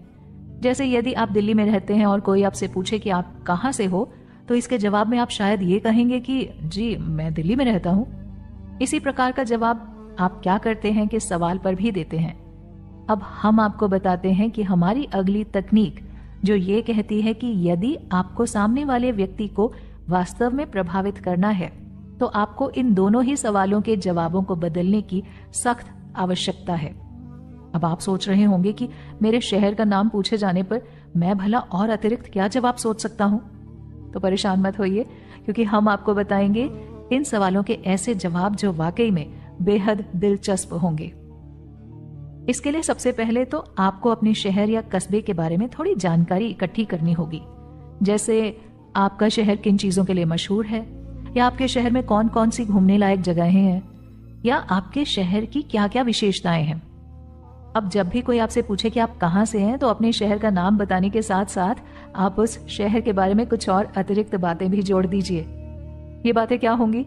ये इस बात पर निर्भर करता है कि सामने वाले व्यक्ति की किस क्षेत्र में रुचि है। मान लीजिए अगर कोई प्रकृति प्रेमी आपके बारे में पूछता है तो उसे जवाब देते समय आपको अपने शहर के प्राकृतिक सौंदर्य को दर्शाने वाली विशेषताओं को उजागर करना है। उदाहरण के लिए मान लीजिए आप वॉशिंगटन में रहते हैं। अब यदि आपसे कोई पूछता है कि आप कहाँ से हैं, तो जवाब में आप बोलेंगे कि मैं वॉशिंगटन का रहने वाला हूँ, वो शहर जिसकी योजना भी उसी व्यक्ति ने बनाई थी जिसने फ्रांस की राजधानी पेरिस की बनाई थी। अब बात आती है जब आपसे कोई पूछता है कि आप क्या करते हैं। इस सवाल का जवाब हम अक्सर हमारे व्यवसाय या नौकरी के बारे में बताकर देते हैं। जैसे कि यदि कोई डॉक्टर है तो वो यही बताता है कि मैं एक डॉक्टर के तौर पर काम करता हूँ। मगर यदि आप अपनी पहचान इस तरह से लोगों को बताएंगे तो जल्द ही उनकी रुचि आपसे खत्म हो जाएगी। इसी तरह आपको यहाँ पर भी वैसी ही तकनीक का इस्तेमाल करना है जो आपने आप कहाँ से हो पूछने पर की थी। यहीं से सामने आती है हमारी अगली तकनीक, जो ये कहती है कि जब भी आपसे कोई ये पूछे कि आप क्या करते हैं, तो इसका जवाब सीधे सीधे देने के बजाय आप इसमें अपने कार्य के बारे में कुछ दिलचस्प बातों को जोड़ दीजिए। इससे ऐसा होगा कि सामने वाले व्यक्ति को उन बातों से आपके बारे में और रुचि पैदा होगी। इसके साथ ही वो आपसे बात करने के लिए उत्सुक रहेंगे, लेकिन इसका मतलब ये भी नहीं कि आप उसे अपने काम के बारे में साधारण बातें बताएं। जैसे कि आप एक डॉक्टर हैं, तो सामने वाले व्यक्ति को ये ना बताएं कि डॉक्टर का काम क्या होता है, बल्कि उसे अपने काम के कुछ ऐसे किस्से बताएं जो आपको लगता है कि ज्यादातर लोगों ने नहीं सुने होंगे। अपनी पहचान कराने के इन तरीकों का इस्तेमाल आप ना केवल अपनी पहचान कराने के दौरान करें, बल्कि जब कभी आप किसी और की पहचान अपने किसी मित्र से करवाएं, तब उनकी पहचान भी इन्हीं 2 तकनीकों के आधार पर करवाएं। मान लीजिए कि आपका एक चित्रकार दोस्त है जिसे आपको अपने दूसरे दोस्त से मिलवाना है जो कि एक गायक है।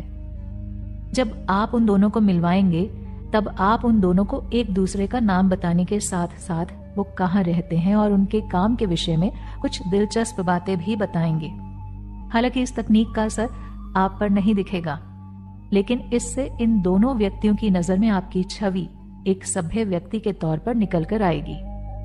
यही होगी हमारी 17वीं तकनीक, जिसके अनुसार आपको कभी भी किसी भी व्यक्ति की पहचान केवल उसका नाम बताकर नहीं करवानी चाहिए।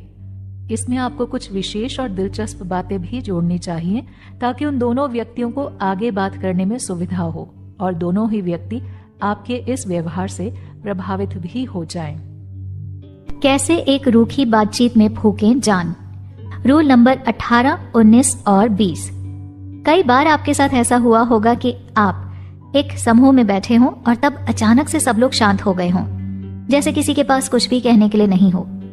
जब एक समूह में होते हैं तब तो इस स्थिति से निकलने के कई सारे तरीके हैं, लेकिन यदि आप अकेले किसी व्यक्ति से मिलने गए हैं और उस वक्त ऐसी परिस्थिति पैदा होती है तो वो आप दोनों को ही असहज कर देती है। यहीं से आती है हमारी 18वीं तकनीक कि कैसे आप एक रूखी बातचीत में नई जान फूंक सकते हैं।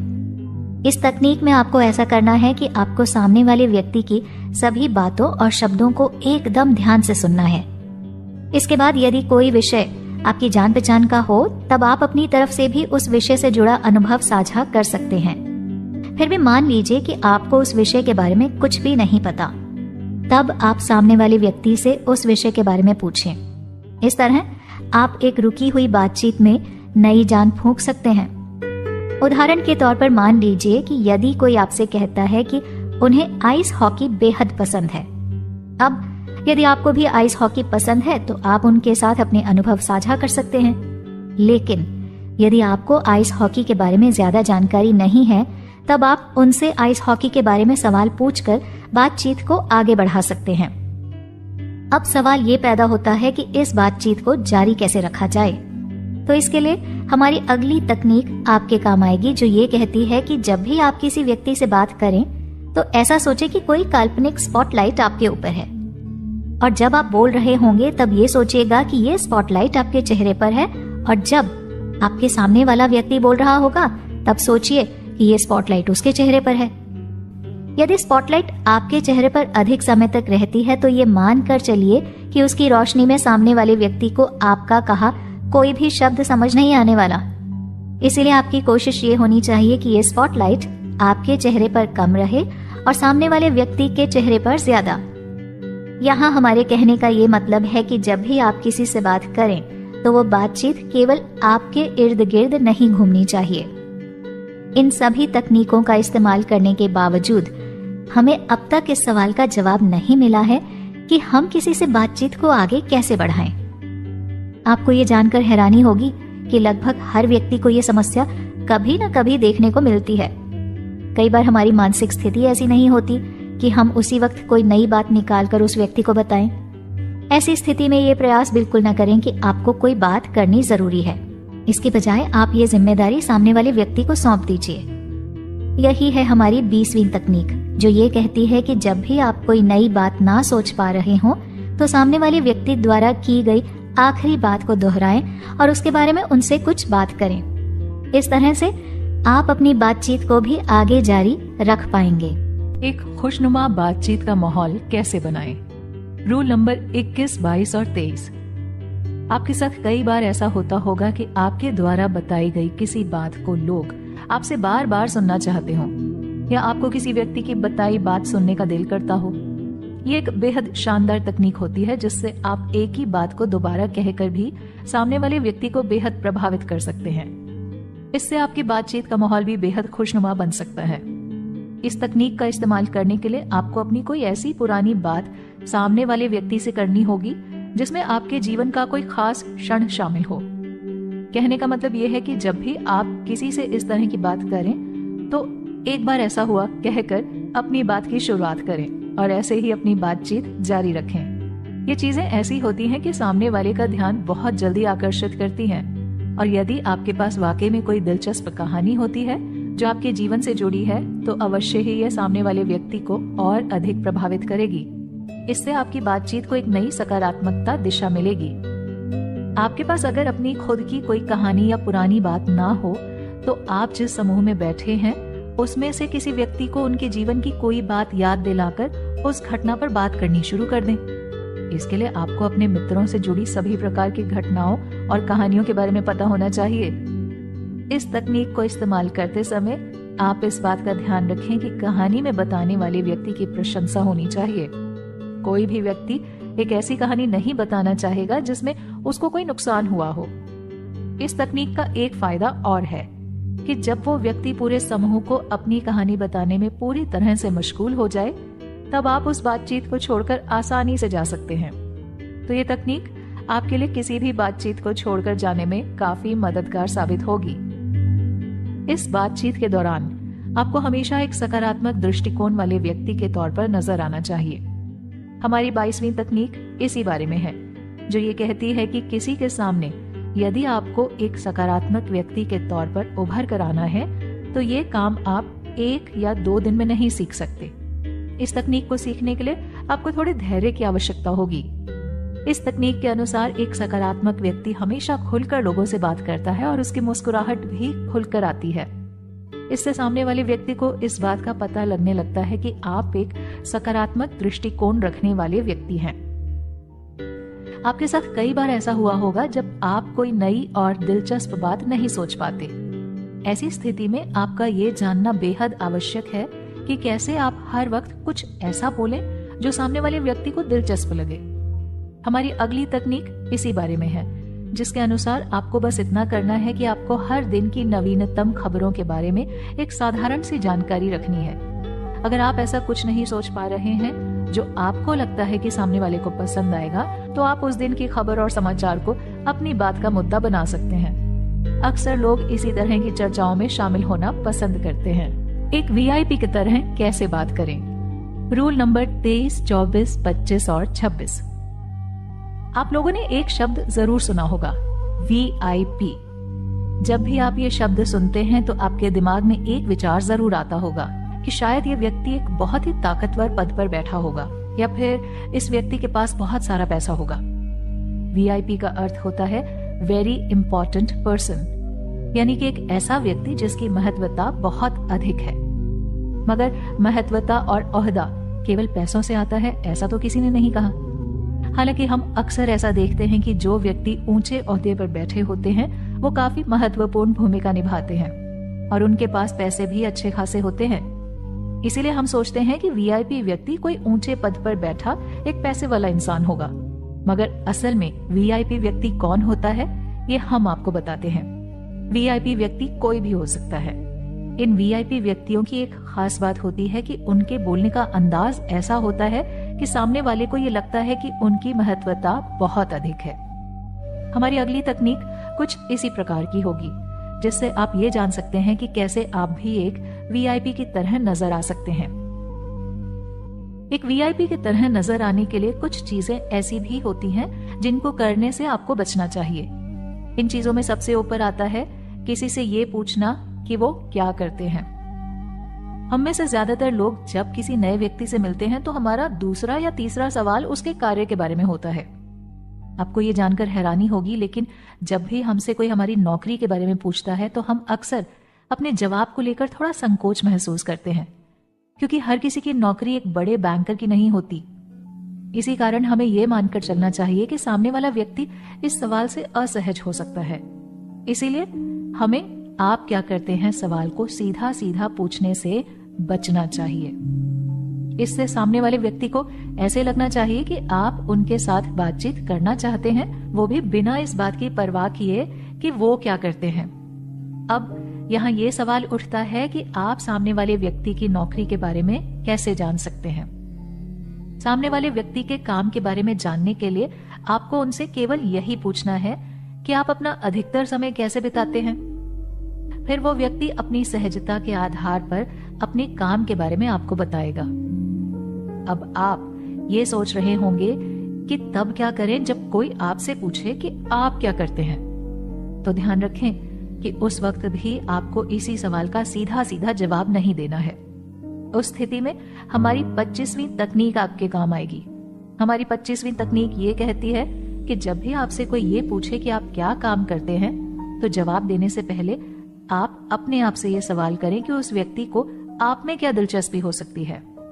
क्या वो आपके साथ व्यापार करना चाहता है? क्या वो आपका दोस्त बनना चाहता है? या क्या वो आपका बॉयफ्रेंड या गर्लफ्रेंड बनना चाहता है? इस आधार पर आप अपना एक छोटा रिज्यूमे हमेशा अपने दिमाग में तैयार रखें और उसके आधार पर ही उन्हें जवाब दें। अगर वो व्यक्ति बस एक साधारण सा व्यक्ति है जो मात्र आपसे जान पहचान करना चाहता है, तो आप हमारी पहले की बताई गई तकनीक का इस्तेमाल एक VIP की तरह बनने के लिए एक चीज और है जो आपके लिए काफी ज्यादा महत्वपूर्ण है। वो चीज है आपके अंदर की स्मार्टनेस। लोग हमें अक्सर हम जितने स्मार्ट होते हैं उतना ही देख पाते हैं, लेकिन एक तकनीक ऐसी भी है जिससे आप जितने स्मार्ट हैं उससे भी अधिक स्मार्ट आप लोगों को देख सकते हैं। इस तकनीक के अनुसार आप अपनी बोलचाल में इस्तेमाल होने वाले शब्दों को थोड़ा बदलिए।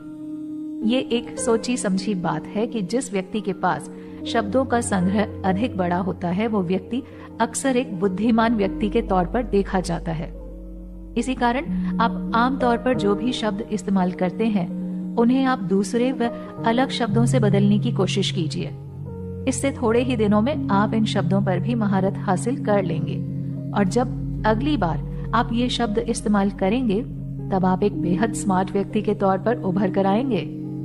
उतावलेपन से कैसे बचें? रूल नंबर 27, 28 और 29। उस इंसान के साथ अपनी पहली मुलाकात को याद कीजिए जिसके साथ आपकी कई आदतें मिलती हों।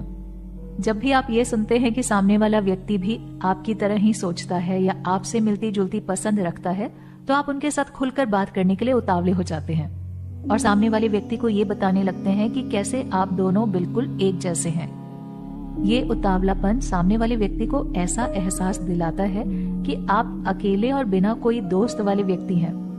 इसीलिए इस बात के पूरे आसार हैं कि वो आप में ज्यादा दिलचस्पी ना ले।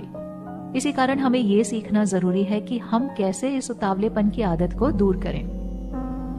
हमारी अगली तकनीक आपको यही सिखाएगी कि आप कैसे अपने उतावलेपन की आदत को दूर कर सकते हैं। जब भी आपको कोई ऐसा व्यक्ति मिले जो आपसे काफी मिलता जुलता हो, तब आप तेजी से किसी भी निष्कर्ष पर ना पहुंचे।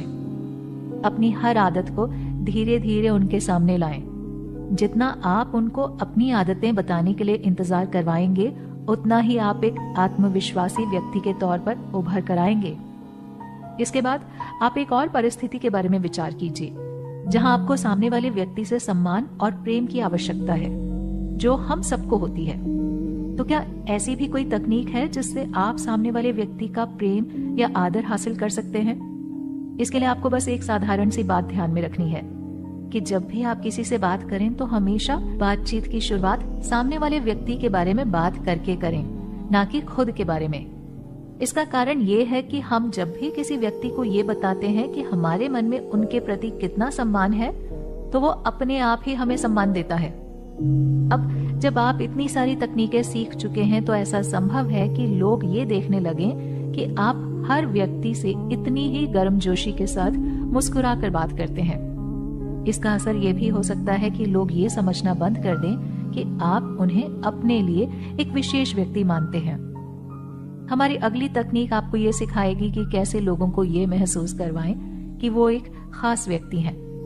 आप जब भी किसी व्यक्ति से मिले तो उस व्यक्ति के लिए एक विशेष प्रकार की मुस्कुराहट अपने दिमाग में सोच कर रखें। जो व्यक्ति आपके लिए जितना खास है, उसे उसी प्रकार की मुस्कुराहट दें। हर जगह पर एक ही तरह से मुस्कुराना आपकी मुस्कुराहट को लोगों के लिए झूठा साबित कर सकता है। इसलिए जो लोग आपके बहुत करीब हैं, उनको एक विशेष मुस्कुराहट दें, ताकि उन्हें ये एहसास हो कि वो आपके जीवन में एक विशेष स्थान रखते हैं। किसी के सामने बेवकूफ दिखने से कैसे बचें? रूल नंबर 30 से 33। कई बार हम बातचीत करते करते ये भूल जाते हैं कि वो कौन सी बातें हैं जो हमें एक बेवकूफ की तरह प्रदर्शित कर सकती हैं। इसी कारण हम जब भी कुछ बोलते हैं तो हमें इस बात का पूरा ध्यान रखना चाहिए कि कहीं ये बात हमें एक बेवकूफ की तरह तो नहीं दिखाएगी। हमारी 30वीं तकनीक आपको यही सिखाएगी कि कैसे आप बेवकूफी भरी बातें करने से खुद को बचा सकते हैं। इस तकनीक में बस एक छोटी सी बात है जो आपको ध्यान में रखनी है, और वो ये है कि जब भी आप किसी व्यक्ति से मिलें तो ऐसे वाक्यों का इस्तेमाल ना करें जो बेहद अधिक इस्तेमाल किए जाते हैं। इन वाक्यों को बार बार इस्तेमाल किए जाने पर आप एक ऐसे व्यक्ति के तौर पर उभर कर आएंगे जिसे सोचने का संयम नहीं है, और सामने वाला व्यक्ति आपको बेवकूफ समझने लगेगा। खुद को बेवकूफी करने से बचाने के बाद अब बारी है खुद को एक प्रेरणादायक वक्ता की तरह प्रदर्शित करने की। हमारी अगली तकनीक आपको ये सिखाएगी कि कैसे आप एक प्रेरणादायक वक्ता की तकनीकों का इस्तेमाल करके खुद को एक बेहतरीन व्यक्ति के तौर पर प्रदर्शित कर सकते हैं। इसके लिए आपको ये ध्यान रखना है कि जब भी आप कोई बात कहें तो उस बात का संदर्भ सबसे मिलता जुलता होना चाहिए। वो बात एक बुद्धिमत्तापूर्ण बात होनी चाहिए जिसमें थोड़ी लय, और यदि माहौल अच्छा हो तो बाद में थोड़ा मजाकिया अंदाज भी लाया जा सकता है। इस तकनीक के साथ आप अपनी बात को उतनी ही आसानी से लोगों के दिमाग तक पहुंचा सकते हैं जैसे एक प्रेरणादायक वक्ता अपने श्रोताओं तक अपनी बात पहुंचाता है। बेवकूफी भरी एक और बड़ी गलती जो अक्सर लोग करते हैं वो ये है कि अक्सर लोग शब्दों के जाल में फंस जाते हैं। वो कई बार सामने वाले व्यक्ति को नाराज ना करने के लिए शब्दों के साथ हेरा फेरी करने की कोशिश करते हैं, जो अपने आप में एक बेहद गलत निर्णय है। बेवकूफी करने से बचने के लिए आपको हमेशा जो शब्द आपके दिमाग में होते हैं उन्हें कहने की क्षमता रखनी चाहिए। ऐसे व्यक्ति भले ही एक बार के लिए किसी को अकड़ू नजर आएंगे, लेकिन धीरे धीरे लोग ये समझ जाएंगे कि वास्तव में आप अपनी जगह पर सही है। इस तकनीक से आप अपने जीवन की कई सारी गैर जरूरी समस्याओं से बच सकते हैं। इसके बाद वो बेवकूफी वाली हरकत जो अक्सर थोड़े मजाकिया अंदाज वाले लोग करते हैं। कई बार हमें सामने वाले व्यक्ति के बारे में कुछ ऐसा पता चलता है जो हमारी नजर में काफी मजाकिया होता है। अब कई लोग यहाँ पर ये गलती करते हैं कि वो इस बात पर उस व्यक्ति का मजाक उड़ाने लगते हैं, लेकिन हमारी इस अगली तकनीक के अनुसार आपको कभी भी किसी और का मजाक नहीं उड़ाना चाहिए। ये आपको बहुत भारी पड़ सकता है। गंभीर परिस्थितियों का सामना कैसे करें? रूल नंबर 34 से 37। ऐसा नहीं हो सकता कि आपकी हर बातचीत एक खुशनुमा बातचीत हो। कई बार ऐसा हो सकता है कि आपको किसी को कोई बुरी खबर भी देनी पड़ जाए। उस वक्त जाने अनजाने में कई बार ऐसा होता है कि हम उस तरह से व्यवहार नहीं करते जैसा सामने वाला व्यक्ति हमसे उम्मीद करता है। उदाहरण के लिए, यदि आपको किसी को कोई बुरी खबर देनी हो और आप अगर ये खबर उस व्यक्ति को मुस्कुराते हुए दें, तो अवश्य ही वो व्यक्ति आपके बारे में अच्छा नहीं सोचेगा। हमारी अगली तकनीक यही बताती है कि जब भी आप किसी को कोई बात बोलें, तो उस वक्त अपने मूड को दरकिनार कर उस खबर को सुनकर सामने वाले व्यक्ति की क्या प्रतिक्रिया होगी, उस आधार पर अपने चेहरे के भाव और अपना व्यवहार रखें। खराब परिस्थिति की सूची में एक ऐसी स्थिति भी है जहां कोई आपको बार बार एक ही प्रकार का सवाल पूछकर परेशान करता है। ये सवाल ऐसा होता है जिसका आप जवाब देना नहीं चाहते। तो क्या कोई ऐसी तकनीक है जिससे आप इन सवालों का जवाब देने से बच सकें? ये एक सामान्य सी तकनीक है जिसका इस्तेमाल करने के लिए आपको बस इतना करना है कि जब भी कोई व्यक्ति आपसे ऐसा सवाल पूछे, तो आप उस व्यक्ति को कोई अनिश्चित सा जवाब दें। जब वो व्यक्ति एक स्पष्ट जवाब के लिए फिर से आपसे सवाल पूछे, तो आप वही जवाब दोबारा दोहराएं। आपने राजनेताओं और बड़े बड़े सेलिब्रिटीज को ऐसे कई विवादास्पद सवालों के जवाब देते सुना होगा। इस तरह वो सामने वाले व्यक्ति को भी चुप करा देते हैं। अब बात करते हैं हमारी अगली तकनीक की। आप अपने पसंदीदा अभिनेता या अभिनेत्री के बारे में सोचिए। अब ये उम्मीद कीजिए कि वो सेलिब्रिटी आपके सामने खड़ा है, तब आप उनसे क्या बात करेंगे? आप जरूर नर्वस हो जाएंगे, लेकिन एक ऐसी तकनीक भी है जिससे आप ये सीख सकते हैं कि जब कभी भी आप किसी सेलिब्रिटी से मिले तो उनसे कैसे बेहतरीन तरीके से बात करें। इस तकनीक में एक साधारण सा नियम शामिल है कि जब भी आप किसी प्रसिद्ध हस्ती से मिलें तो बार बार उनके काम की प्रशंसा ना करें, क्योंकि ये एक ऐसी चीज है जिसको सुनने के वो आदी हो चुके हैं। आप बस उतना कहिए कि आप उन्हें देखकर अच्छा महसूस कर रहे हैं। अगर आपको उनके काम की तारीफ ही करनी है तो उनके नवीनतम काम के बारे में बताएं, ना कि उनके पुराने काम के बारे में जो उनके दिमाग में काफी धुंधला हो चुका हो। इसके बाद एक और तकनीक है जो केवल एक छोटी सी सलाह है जो आपको हर वक्त याद रखनी है। हम जब भी किसी को थैंक यू बोलते हैं तो हम केवल थैंक यू ही बोलते हैं, लेकिन कभी भी सिर्फ थैंक यू ना बोलकर इसके साथ जिस कार्य के लिए आप उनको शुक्रिया कहना चाहते हैं उसको भी जोड़ दें। उदाहरण के लिए, जैसे मेरी मदद करने के लिए आपका शुक्रिया। इससे सामने वाले व्यक्ति को ऐसा एहसास होता है कि आप उनकी मदद को स्वीकार कर रहे हैं और उनके वास्तव में शुक्रगुजार हैं। एक मॉडर्न व्यक्ति के तौर पर खुद को कैसे निखारें? रूल नंबर 38 से 42। आपने कई बार ऐसे लोगों को देखा होगा जो हर तरह के लोगों के साथ घुल मिल जाते हैं। उन लोगों को बहुत ज्यादा जानकारी होती है और वो आसानी से हर समूह का केंद्र बन जाते हैं। आप सोचते होंगे कि इन लोगों में ऐसा क्या है जो हर चीज की जानकारी रख लेते हैं। ऐसे लोगों को मॉडर्न कहा जाता है। मॉडर्न व्यक्ति का अर्थ वो लोग नहीं होते जो नए और ब्रांडेड कपड़े पहनते हों, बल्कि ये ऐसे लोग होते हैं जो अपने आसपास चल रही चीजों को लेकर बहुत जागरूक होते हैं। हमारी ये तकनीक आपको सिखाएगी कि कैसे आप भी एक मॉडर्न व्यक्ति बन सकते हैं। महीने में एक बार आप अपने आप पर गौर कीजिए और कुछ ऐसा कीजिए जो आपने कभी सोचा भी ना हो। उदाहरण के लिए, जैसे किसी नए खेल में हिस्सा लीजिए, किसी नई चीज पर लोगों को भाषण दीजिए, क्योंकि इन्हीं चीजों से मिलने वाला अनुभव आपको एक मॉडर्न व्यक्ति बनाएगा। मॉडर्न व्यक्ति की दूसरी खास बात यह होती है कि उसे कई चीजों की जानकारी होती है। हमें लगता है कि यह जानकारी उन्हें किताबें पढ़कर मिली है, जबकि वास्तविकता ये होती है कि यह जानकारी उन्होंने अपने अनुभवों से हासिल की होती है। इन जानकारियों में सबसे महत्वपूर्ण है अलग अलग प्रकार के व्यवसाय और नौकरियों के बारे में पता होना। इसलिए जब भी कोई व्यक्ति आपको अपनी नई नौकरी के बारे में बताए तो आपको उस बारे में जानकारी हो। इससे ऐसा होगा कि उस व्यक्ति को ये लगेगा कि आप उस क्षेत्र का अनुभव रखते हैं। इससे आपकी उस व्यक्ति से नजदीकियां भी बढ़ जाएंगी। अब आप सोच रहे होंगे कि भला हम उनकी नौकरी के बारे में ज्यादा क्या बात कर सकते हैं।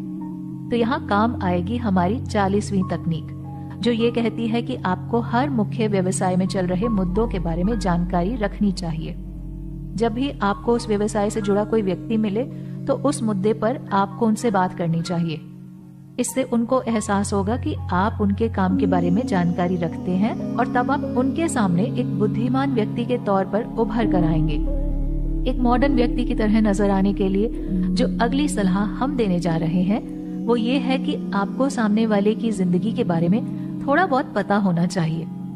अगर आप उस व्यक्ति को प्रभावित करना चाहते हैं तो आपको इस बात की जानकारी रखनी चाहिए कि वो अपनी जिंदगी में क्या कर रहे हैं। हमारी अगली तकनीक यही सिखाती है कि आप जिस भी व्यक्ति से मिल रहे हो तो आपको उसके बारे में ये पता होना चाहिए कि वो किस विशेष खेल में रुचि रखते हैं या उनकी किस विशेष विचारधारा में रुचि है। अब आप जब भी उनसे बात करें तो इन चीजों को मुद्दा बनाएं। इससे वो व्यक्ति आपसे बात करने में बेहद दिलचस्पी लेगा। इसके बाद जो सलाह आती है वो मॉडर्न व्यक्ति बनने के लिए हमारी आखिरी सलाह है।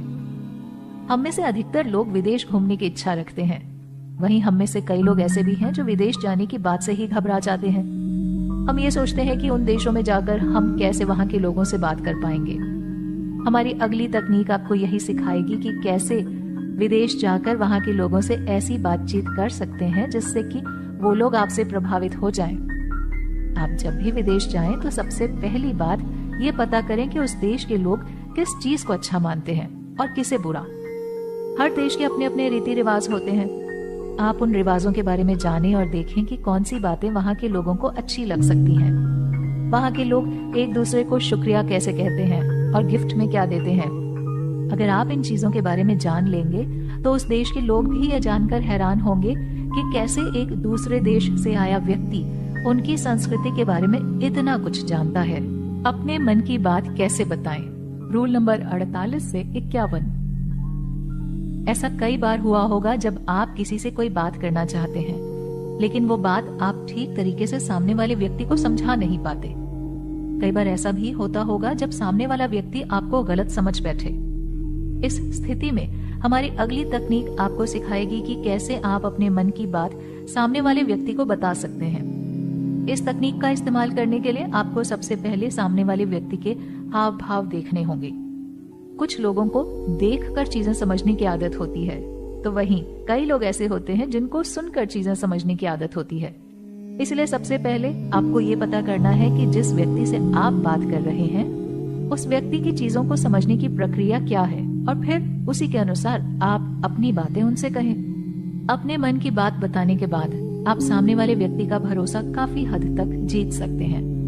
लेकिन इसे और प्रभावशाली बनाने के लिए आपको हमारी अगली तकनीक काम आएगी। इसके लिए आपको बस इतना करना है कि जब भी आप किसी व्यक्ति से बात करें तो मैं या तुम जैसे शब्दों की जगह हम या हमारा जैसे शब्दों का इस्तेमाल करें। इससे सामने वाले व्यक्ति को आपके नजदीक होने का आभास होगा।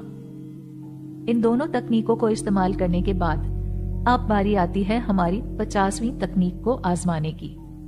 इस तकनीक के इस्तेमाल से आप सामने वाले व्यक्ति के एकदम करीब आ सकते हैं। आपको केवल इतना करना है कि आपको उस व्यक्ति के साथ बिताए अपने किसी खास क्षण को याद करना है। जब भी आप उस व्यक्ति से कुछ वक्त के लिए मिलें तो ये कोशिश कीजिए कि उस व्यक्ति के साथ आप कुछ ऐसा कर पाएं जो आप दोनों के लिए एक अच्छी याद बन जाए। भले ही आप उनके साथ छोटा सा मजाक करें, लेकिन जब अगली बार आप उनसे मिलेंगे तो आप दोनों उन अच्छी यादों को याद करें। इससे वो आपके काफी करीब महसूस करेंगे। अपनी मन की बातें करते वक्त कई बार ऐसा भी हो जाता है कि आपको किसी की तारीफ करनी है, लेकिन ऐसा भी होता है कि आप तारीफ करते हैं लेकिन सामने वाले व्यक्ति को लगता है कि आप शायद उनकी झूठी तारीफ कर रहे हैं। इसीलिए जरूरी हो जाता है कि हम एक तकनीक ऐसी बताएं जिससे कि आप ये सीख सकें कि किसी व्यक्ति की तारीफ कैसे करनी होती है। तो ये काम वास्तव में आप नहीं, उस व्यक्ति का कोई दोस्त करेगा। जिस व्यक्ति की आपको तारीफ करनी है, आप बस उनके किसी दोस्त के सामने उस व्यक्ति की तारीफ कर दीजिए। वो दोस्त अपने ही आप उस व्यक्ति को आपके द्वारा की गई तारीफ के बारे में उन्हें बता देगा। इससे ये होगा कि उस व्यक्ति को आप ऐसे व्यक्ति नहीं लगेंगे जो केवल मुंह पर झूठी तारीफें करते हैं, बल्कि आप ऐसे व्यक्ति के तौर पर उभर कर आएंगे जो लोगों के पीठ पीछे भी उनकी तारीफें ही करते हैं। रूल नंबर 52 से 57। आपने अक्सर ऐसे लोगों को देखा होगा जो हर वक्त बस दूसरों की बुराइयां करने में लगे रहते हैं। हमारी अगली 52वीं तकनीक यही कहती है कि आपको लोगों की बुराइयां नहीं बल्कि हर जगह उनकी तारीफें करनी चाहिए। इससे आप एक सकारात्मक व्यक्ति की तरह नजर आएंगे, जिससे लोगों का आप पर भरोसा भी मजबूत होगा। अच्छी बातें करने वाले व्यक्ति का एक और नियम जो हमारी 53वीं तकनीक भी है, वो ये है कि आपको किसी भी व्यक्ति की तुलनात्मक तारीफ नहीं करनी चाहिए। उदाहरण के लिए, यदि आप किसी लड़की से कहते हैं कि उसका रंग सांवला होने के बावजूद भी वो सुंदर दिखती है, अब यहाँ आपको ऐसा लग रहा होगा कि आपने उस लड़की की तारीफ की है, मगर वास्तव में ये बात लोगों को बेहद बुरी लगने वाली होती है। इसीलिए आपको इस प्रकार की तुलनात्मक तारीफें करने से बचना चाहिए। अब तक हम खुलकर तारीफें करने के बारे में 2 तकनीकें सीख चुके हैं। अब बारी आती है उस तकनीक की जो आपको सिखाएगी कि बातों ही बातों में किसी की तारीफ कैसे कर सकते हैं। इसके लिए आपको सामने वाले व्यक्ति की तारीफ सामान्य तौर पर बातें करते दौरान करनी चाहिए। इससे उस व्यक्ति को आपकी तारीफ समझ में भी आ जाएगी और वो आपसे इस बात के लिए प्रभावित भी हो जाएगा। इन तारीफों के बाद अब बारी आती है किसी व्यक्ति की ऐसी तारीफ करने की जिससे उसका आपसे प्रभावित होना तय है। इसके लिए आपको उस व्यक्ति की खास योग्यता या गुण का पता लगाना है, और आप जब भी बात कर रहे हो तो बीच में ही उनकी इस विशेषता को उनके सामने लाएं और उनको इसके लिए प्रोत्साहित करें। ये तरीका आपको एक ही बार में उस व्यक्ति के करीब ले आएगा। सामने वाले व्यक्ति को प्रभावित करने के लिए जरूरी नहीं है कि आप हर बार उस व्यक्ति की तारीफों के पुल बांधें।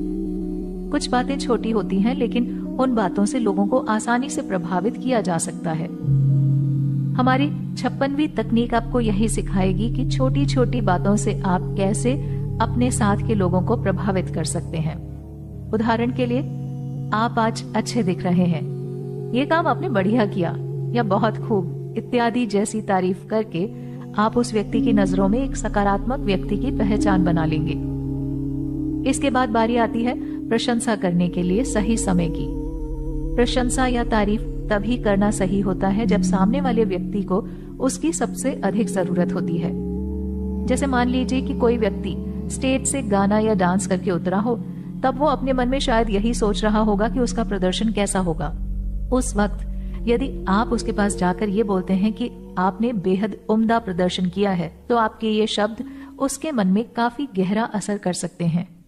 इसी के साथ आपको एक और तकनीक भी इस्तेमाल करनी चाहिए, जो ये है कि तारीफ एक बूमरैंग की तरह होनी चाहिए। यानी कि जब सामने वाला व्यक्ति आपकी तारीफ करता है तो बदले में आप भी उसकी तारीफ में कुछ शब्द कहें। फोन पर बातचीत के नियम। रूल नंबर 58 से 70। हम सबके जीवन में एक ना एक व्यक्ति ऐसा जरूर होता है जिसे हम बेहद पसंद करते हैं और उसके साथ हम अपना जीवन भी व्यतीत करना चाहते हैं। इसके लिए आपको स्वयं के अंदर एक सही साथी की झलक दिखाई देनी चाहिए। एक सही साथी कोई अति विशेष व्यक्ति नहीं होता है, बल्कि वो एक सामान्य व्यक्ति होता है जो बस अपने प्रेमी या प्रेमिका की छोटी छोटी बातों का ख्याल रखता है। इसी स्थिति में आपके काम आएगी हमारी 59वीं तकनीक, जो ये कहती है कि जब भी आपका पार्टनर आपको कोई छोटी सी बात कहे जो उन्हें खुश करती हो, तो उस बात को अपने दिमाग के अंदर रखें और उसे बार बार ना दोहराएं। मगर किसी दिन सही अवसर मिलने पर आप उनसे वही बात कहें और बताएं कि कैसे उस दिन आप उन्हें खुश देखकर बेहद अच्छा महसूस कर रहे थे। जब आपके साथी को ये पता चलेगा कि आप उनके बारे में इतनी छोटी छोटी बातों का भी ख्याल रखते हैं, तो उनकी नजरों में आप एक सही साथी की तरह नजर आएंगे।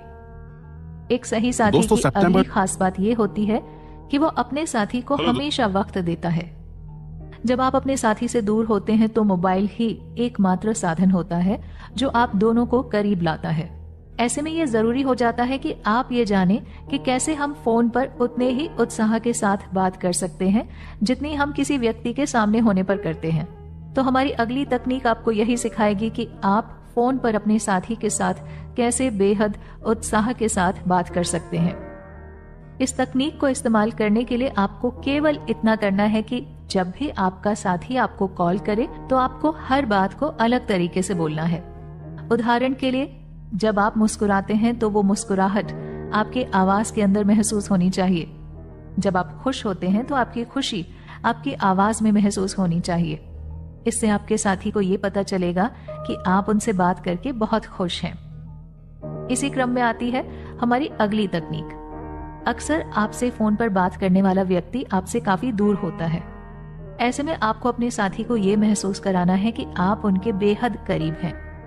इसलिए आप जिस नाम से उन्हें पुकारते हैं उस नाम को बार बार फोन पर दोहराते रहें। जब भी आप किसी का नाम लेते हैं तो आपको उस व्यक्ति का ध्यान मिलता है। इससे उसको लगता है कि आप लगातार उनके संपर्क में हैं और उनके करीब हैं। क्या आपको पता है कि जब भी आपका साथी आपको फोन करता है तो आपको उससे सबसे पहले क्या कहना चाहिए? ये भी एक बहुत जरूरी बात होती है और अक्सर लोग यहीं पर गलती कर बैठते हैं। हमारी ये तकनीक आपको सिखाएगी कि जब भी आपका साथी या कोई अजीज दोस्त आपको फोन करे तो सबसे पहले आप उससे सामान्य तरह से बात करें।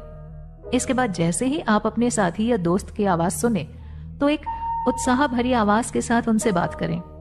इससे उन्हें ये मालूम चलेगा कि आप हर किसी से इतनी खुशी के साथ बात नहीं करते। आप केवल अपने करीबी लोगों से ही इतने उत्साह के साथ बात करते हैं।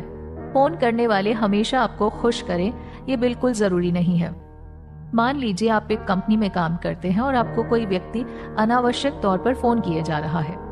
ऐसे व्यक्ति को आप सीधा सीधा मना भी नहीं कर सकते। ऐसी स्थिति में आपको बचाएगी हमारी 63वीं तकनीक।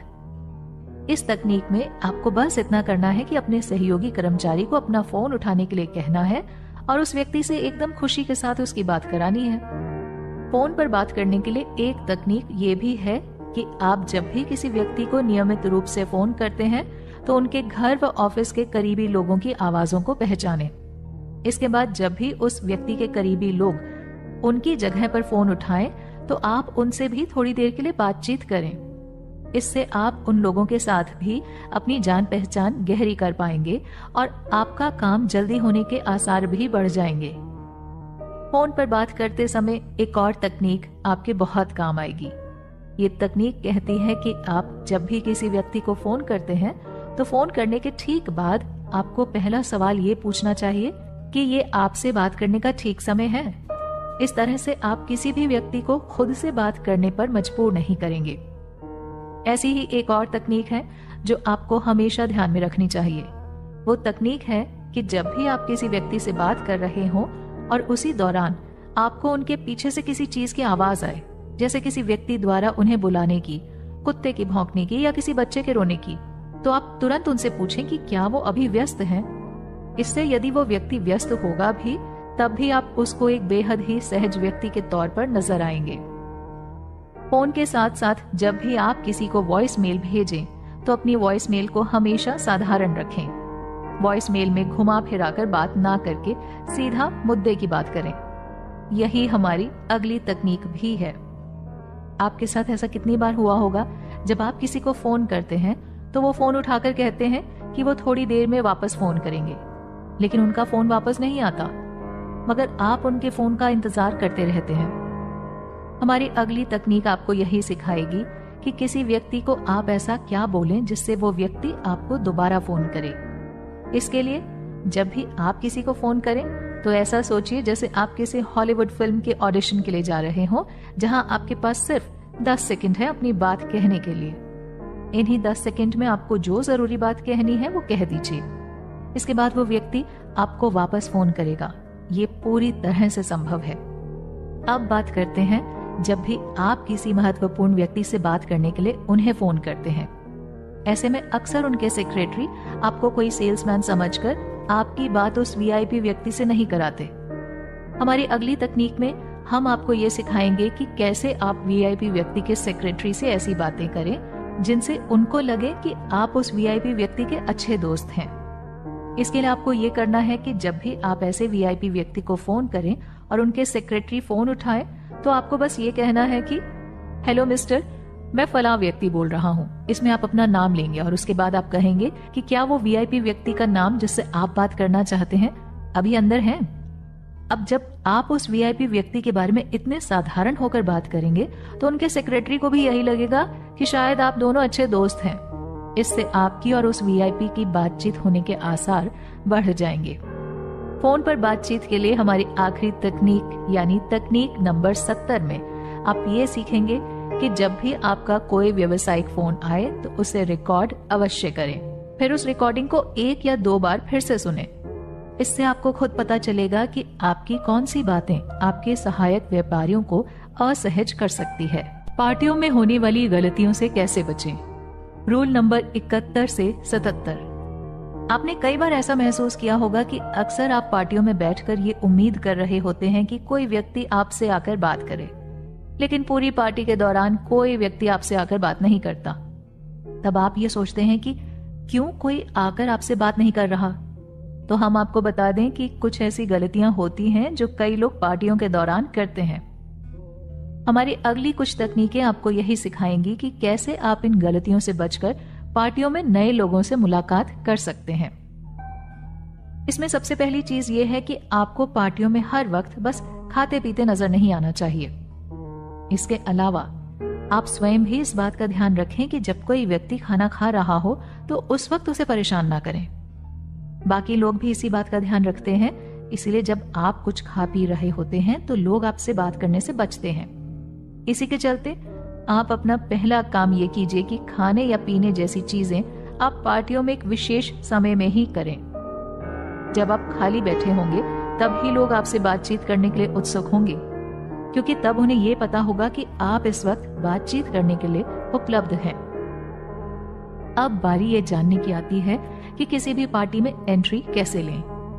जब भी आप किसी पार्टी में जाएं तो उस कमरे के मुख्य द्वार पर थोड़ी देर के लिए रुकें और एक नजर पूरे कमरे में घुमा लें। इससे आपके दिमाग में वहां के हालात की पूरी जानकारी बैठ जाएगी और बाकी लोग भी आपको तब तक देख पाएंगे। अब जब आप पार्टी में पहुंच जाएं तो मान लीजिए कि वहां एक ऐसा व्यक्ति है जिससे आप बात करना चाहते हैं। ऐसी स्थिति में हमारे दिमाग में अक्सर ये आता है कि हम बातचीत की शुरुआत नहीं करेंगे, लेकिन हमारी 73वीं तकनीक ये सिखाती है कि जब भी आप किसी व्यक्ति से बात करना चाहते हैं तो इस बात का बिल्कुल इंतजार न करें कि सामने वाला व्यक्ति आकर आपसे बात करेगा। आपको खुद ही उस व्यक्ति से बात कर लेनी चाहिए। इसके बाद हमारी अगली तकनीक ये कहती है कि पार्टी के दौरान आप खुद की बॉडी मूवमेंट्स ऐसी रखें जिससे लोगों को ऐसा लगे कि आप नए लोगों से बातचीत करना चाहते हैं, ना कि उनसे दूर रहना चाहते हैं। उदाहरण के लिए जैसे आप अपने हाथों को बांध कर ना रखें। इन चीजों का ध्यान रखकर आप नए लोगों को अपनी ओर आकर्षित कर सकते हैं। इसी पार्टी में जब आप उस खास व्यक्ति से मिलें तो सबसे पहले आप उनको एक सुपरस्टार की तरह महसूस कराएं। अब आप सोच रहे होंगे कि ये आप कैसे कर सकते हैं, तो इसके लिए हमारे पास हमारी तकनीक नंबर 75 है। इस तकनीक के अनुसार जब भी सामने वाला व्यक्ति आपसे कुछ बात कर रहा हो तो उसकी छोटी छोटी बात भी आप अपने दिमाग में रखें और जहां भी आपको मौका मिले आप उनकी छोटी से छोटी सफलता पर भी तारीफ करें। इससे वो व्यक्ति आपसे बहुत प्रभावित होगा, क्योंकि आप उनकी मामूली सी सफलता पर भी इतना प्रोत्साहन दे रहे हैं। हमारी 76वीं तकनीक भी कुछ इस प्रकार की है। इसमें भी आपको सामने वाले व्यक्ति की छोटी छोटी बातों को ध्यान में रखना है। अगली बार जब भी आप उनसे मिलें तो बातों ही बातों में उन्हें बताएं कि आपको कैसे उनके बारे में ये छोटी छोटी बातें याद हैं। हमारी अगली तकनीक खास तौर से सेल्स में काम कर रहे लोगों के लिए है। इन लोगों को यदि अपनी सेल्स आगे बढ़ानी है तो उन्हें अपने ग्राहकों की छोटी से छोटी शारीरिक हलचल को भी ध्यान में रखना होगा। हर व्यक्ति अपने अंदर से खास तरह के संकेत देता है जो उस व्यक्ति की शारीरिक हलचल को देखकर समझ में आ सकते हैं। सेल्स में काम कर रहे व्यक्ति को इन शारीरिक हलचलों को महसूस करना आना चाहिए। इसके आधार पर ही वो अपने ग्राहकों को अपना उत्पाद खरीदने के लिए मना सकते हैं। कैसे छोटी छोटी बातों से जीतें दिल। रूल नंबर 78 से 82। एक विजेता या बुद्धिमान व्यक्ति की खास बात यह होती है कि वो कभी भी किसी व्यक्ति को हर छोटी बात के लिए टोकता नहीं है। एक समझदार व्यक्ति सामान्य मानव व्यवहार को बहुत अच्छे से समझता है। इसके अलावा वो बातचीत के दौरान होने वाली कई तरह की समस्याओं जैसे अटकना, हकलाना इत्यादि को हमेशा नजरअंदाज करता है। तो अगर आपके साथ वाला व्यक्ति भी ऐसी कोई सामान्य सी गलती करे तो उसकी कभी आलोचना न करें। इसके बाद जो दूसरी चीज हम देखते हैं वो ये है कि कई बार हम बातों ही बातों में किसी और व्यक्ति की बात को बीच में टोक देते हैं। इससे उस व्यक्ति की बात अधूरी रह जाती है। इसीलिए आपको हमेशा ये ध्यान रखना है कि जिस भी व्यक्ति की बात अधूरी रह गई हो, आप उसे अपनी बात पूरी करने का मौका दें। यदि कोई आपकी बात को बीच में काटता है तो इस बात के लिए आपको बुरा महसूस करने की बिल्कुल आवश्यकता नहीं है। इस तकनीक के बाद हमारी अगली बात की शुरुआत उस तकनीक से होती है जो आपको ये सिखाती है कि जब भी आप किसी व्यक्ति से मदद मांगे तो आप अपने इरादे उन्हें पहले से ही बता दें। ऐसा ना करें कि आप उनसे मदद किसी और चीज के लिए मांग रहे हैं और जब वो आपके पास आए तो आप उनसे अतिरिक्त मदद मांगने लगें। ये एक चालबाज व्यक्ति की निशानी होती है, इसलिए ऐसा करने से बचें। आपके दोस्तों ने कई बार आपको कहीं ऐसा कहा होगा कि वो आपकी उस बात पर मदद करना चाहते हैं। तब आप ये सोचते हैं कि ऐसा करने से शायद आप किसी दूसरे पर निर्भर नजर आएंगे और इसीलिए उन्हें मना कर देते हैं। लेकिन हमारी 81वीं तकनीक के अनुसार जब भी आपका कोई करीबी आपकी मदद करने के लिए अपना हाथ आगे बढ़ाए तो खुले दिल से उसकी मदद को स्वीकार कीजिए और तहे दिल से उन्हें शुक्रिया भी कहिए। आपने दोस्तों के बीच होटल और रेस्टोरेंट के बिल चुकाने को लेकर बहस को अक्सर देखा होगा। जहां कई बार एक ही व्यक्ति बार बार बिल चुकाता है तो वहीं कुछ लोग ऐसे भी होते हैं जो कभी भी बिल नहीं चुकाते। इसीलिए अगर आप अपने समूह के साथ हैं तो बिल चुकाते समय ऐसा कभी ना जताएं कि आप ये बिल चुका रहे हैं, बल्कि लोगों को ऐसा लगना चाहिए कि आप तो मित्रता के कारण ऐसा कर रहे हैं। इससे आपके दोस्तों को अपने आप ही ये एहसास हो जाएगा कि आप अपने सिद्धांतों को लेकर काफी पक्के हैं और अगली बार से वो अपने आप ही बारी बारी बिल देना शुरू कर देंगे। इन गलतियों से बचकर रहें। रूल नंबर 83 से 85। आपने कई बार ऐसे लोगों को देखा होगा जो पार्टियों में जाकर वहां मौजूद अपने प्रतिद्वंदी व्यक्ति से बहस या किसी लड़ाई झगड़े में उलझ जाते हैं। ऐसे में उन दोनों व्यक्तियों के अलावा बाकी सभी लोगों का मूड खराब हो जाता है। तो यदि आप भी लोगों के सामने अच्छा प्रभाव रखना चाहते हैं तो कभी भी इस तरह की जगह पर अपने व्यक्तिगत मामलों की बहस ना करें और अपनी पार्टी का मजा लें। पार्टी के बाद अब बात आती है डाइनिंग टेबल की। डाइनिंग टेबल पर कई बार कुछ लोग ऐसी बातें करते हैं जिससे वहां बैठे सभी लोगों के बीच सन्नाटा छा जाता है। इसीलिए आप ऐसे लोगों में शामिल ना हो। इसके लिए आपको हमारी ये तकनीक सीखनी चाहिए। डाइनिंग टेबल पर कभी ऐसे मुद्दों पर बात नहीं करनी चाहिए जो आगे चलकर बहस में बदल सकते हैं। उदाहरण के लिए, यदि कोई व्यक्ति किसी खास विचारधारा को मानता हो तो उसकी विचारधारा सही है या गलत, इस बारे में बात करने के लिए डाइनिंग टेबल एक सही जगह नहीं है। मान लीजिए कि आपके ऑफिस का कोई दोस्त आपको बाजार या बीच रास्ते में मिल जाता है, तो उस वक्त आपको उस व्यक्ति से क्या बात करनी चाहिए? क्या आपको उससे बिजनेस के बारे में बात करनी चाहिए या उसकी सगाई और शादी के बारे में बात करनी चाहिए? ऐसी स्थिति में हमारी 85वीं तकनीक आपको सिखाएगी कि जब भी आप किसी व्यक्ति से बेहद कम समय के लिए मिलते हैं तो आपकी बातचीत भी ऐसी होनी चाहिए जो बहुत कम समय तक चले, ना कि शादी और बिजनेस जैसे गहरे विषय पर। विषम परिस्थितियों का सामना। रूल नंबर 86 और 87। आमतौर पर लोग ऐसी परिस्थितियों से बचने की कोशिश करते हैं जो उन्हें किसी परेशानी में डाल सकती हैं। लेकिन यदि किसी दिन यही परिस्थितियां आपके सामने आ जाएं तो उस स्थिति में आपको क्या करना है? हमारी अगली कुछ तकनीकें आपको यही सिखाएंगी। कई बार ऐसा होता है कि किसी बहस के दौरान सामने वाला व्यक्ति आपकी बात सुनने के लिए तैयार ही नहीं होता। आप हर तरीके से उस जगह पर सही होते हैं, लेकिन सामने वाला व्यक्ति आपको बोलने का मौका ही नहीं देता। इस कारण आप अपनी बात को ठीक से नहीं रख पाते। ऐसी परिस्थिति में आपको ये करना है कि जिस विषय पर आपकी बहस हो रही है, सबसे पहले आपको उसके बारे में अच्छा खासा ज्ञान होना चाहिए। उसके बाद सामने वाले व्यक्ति को जितना मर्जी हो उतना बोलने दीजिए और जब वो व्यक्ति बोलकर रुक जाए तब एक एक करके उसकी सभी बातों का खंडन कीजिए। इसी तकनीक के साथ आप उस बहस को जीत जाएंगे। हर बहस का अगला पड़ाव होता है गुस्सा। बहस के दौरान अक्सर दो लोगों में से कोई एक व्यक्ति गुस्सा कर बैठता है और यदि आपके सामने भी कोई व्यक्ति गुस्सा कर रहा है तो आप उसके गुस्से से खुद को कैसे बचाएंगे? इसके लिए जब भी कोई व्यक्ति गुस्से में आपके सामने कुछ बोल रहा हो तो उस वक्त आप उसके सामने कुछ ना बोलें। उन्हें जो भी बातें बोलनी है उन्हें बोलने दीजिए। फिर जैसे ही वो चुप हो जाएं, तब आप एक एक करके अपनी बात बतानी शुरू करें कि वो कैसे गलत हैं। इससे उस व्यक्ति का गुस्सा भी ठंडा हो जाएगा और यदि आप किसी समूह के बीच हैं तो बाकी लोगों को भी ये पता चल जाएगा कि आप परिस्थिति को कितना बेहतर तरीके से संभालते हैं। अतिरिक्त विशेष सलाहें। रूल नंबर 88 से 92।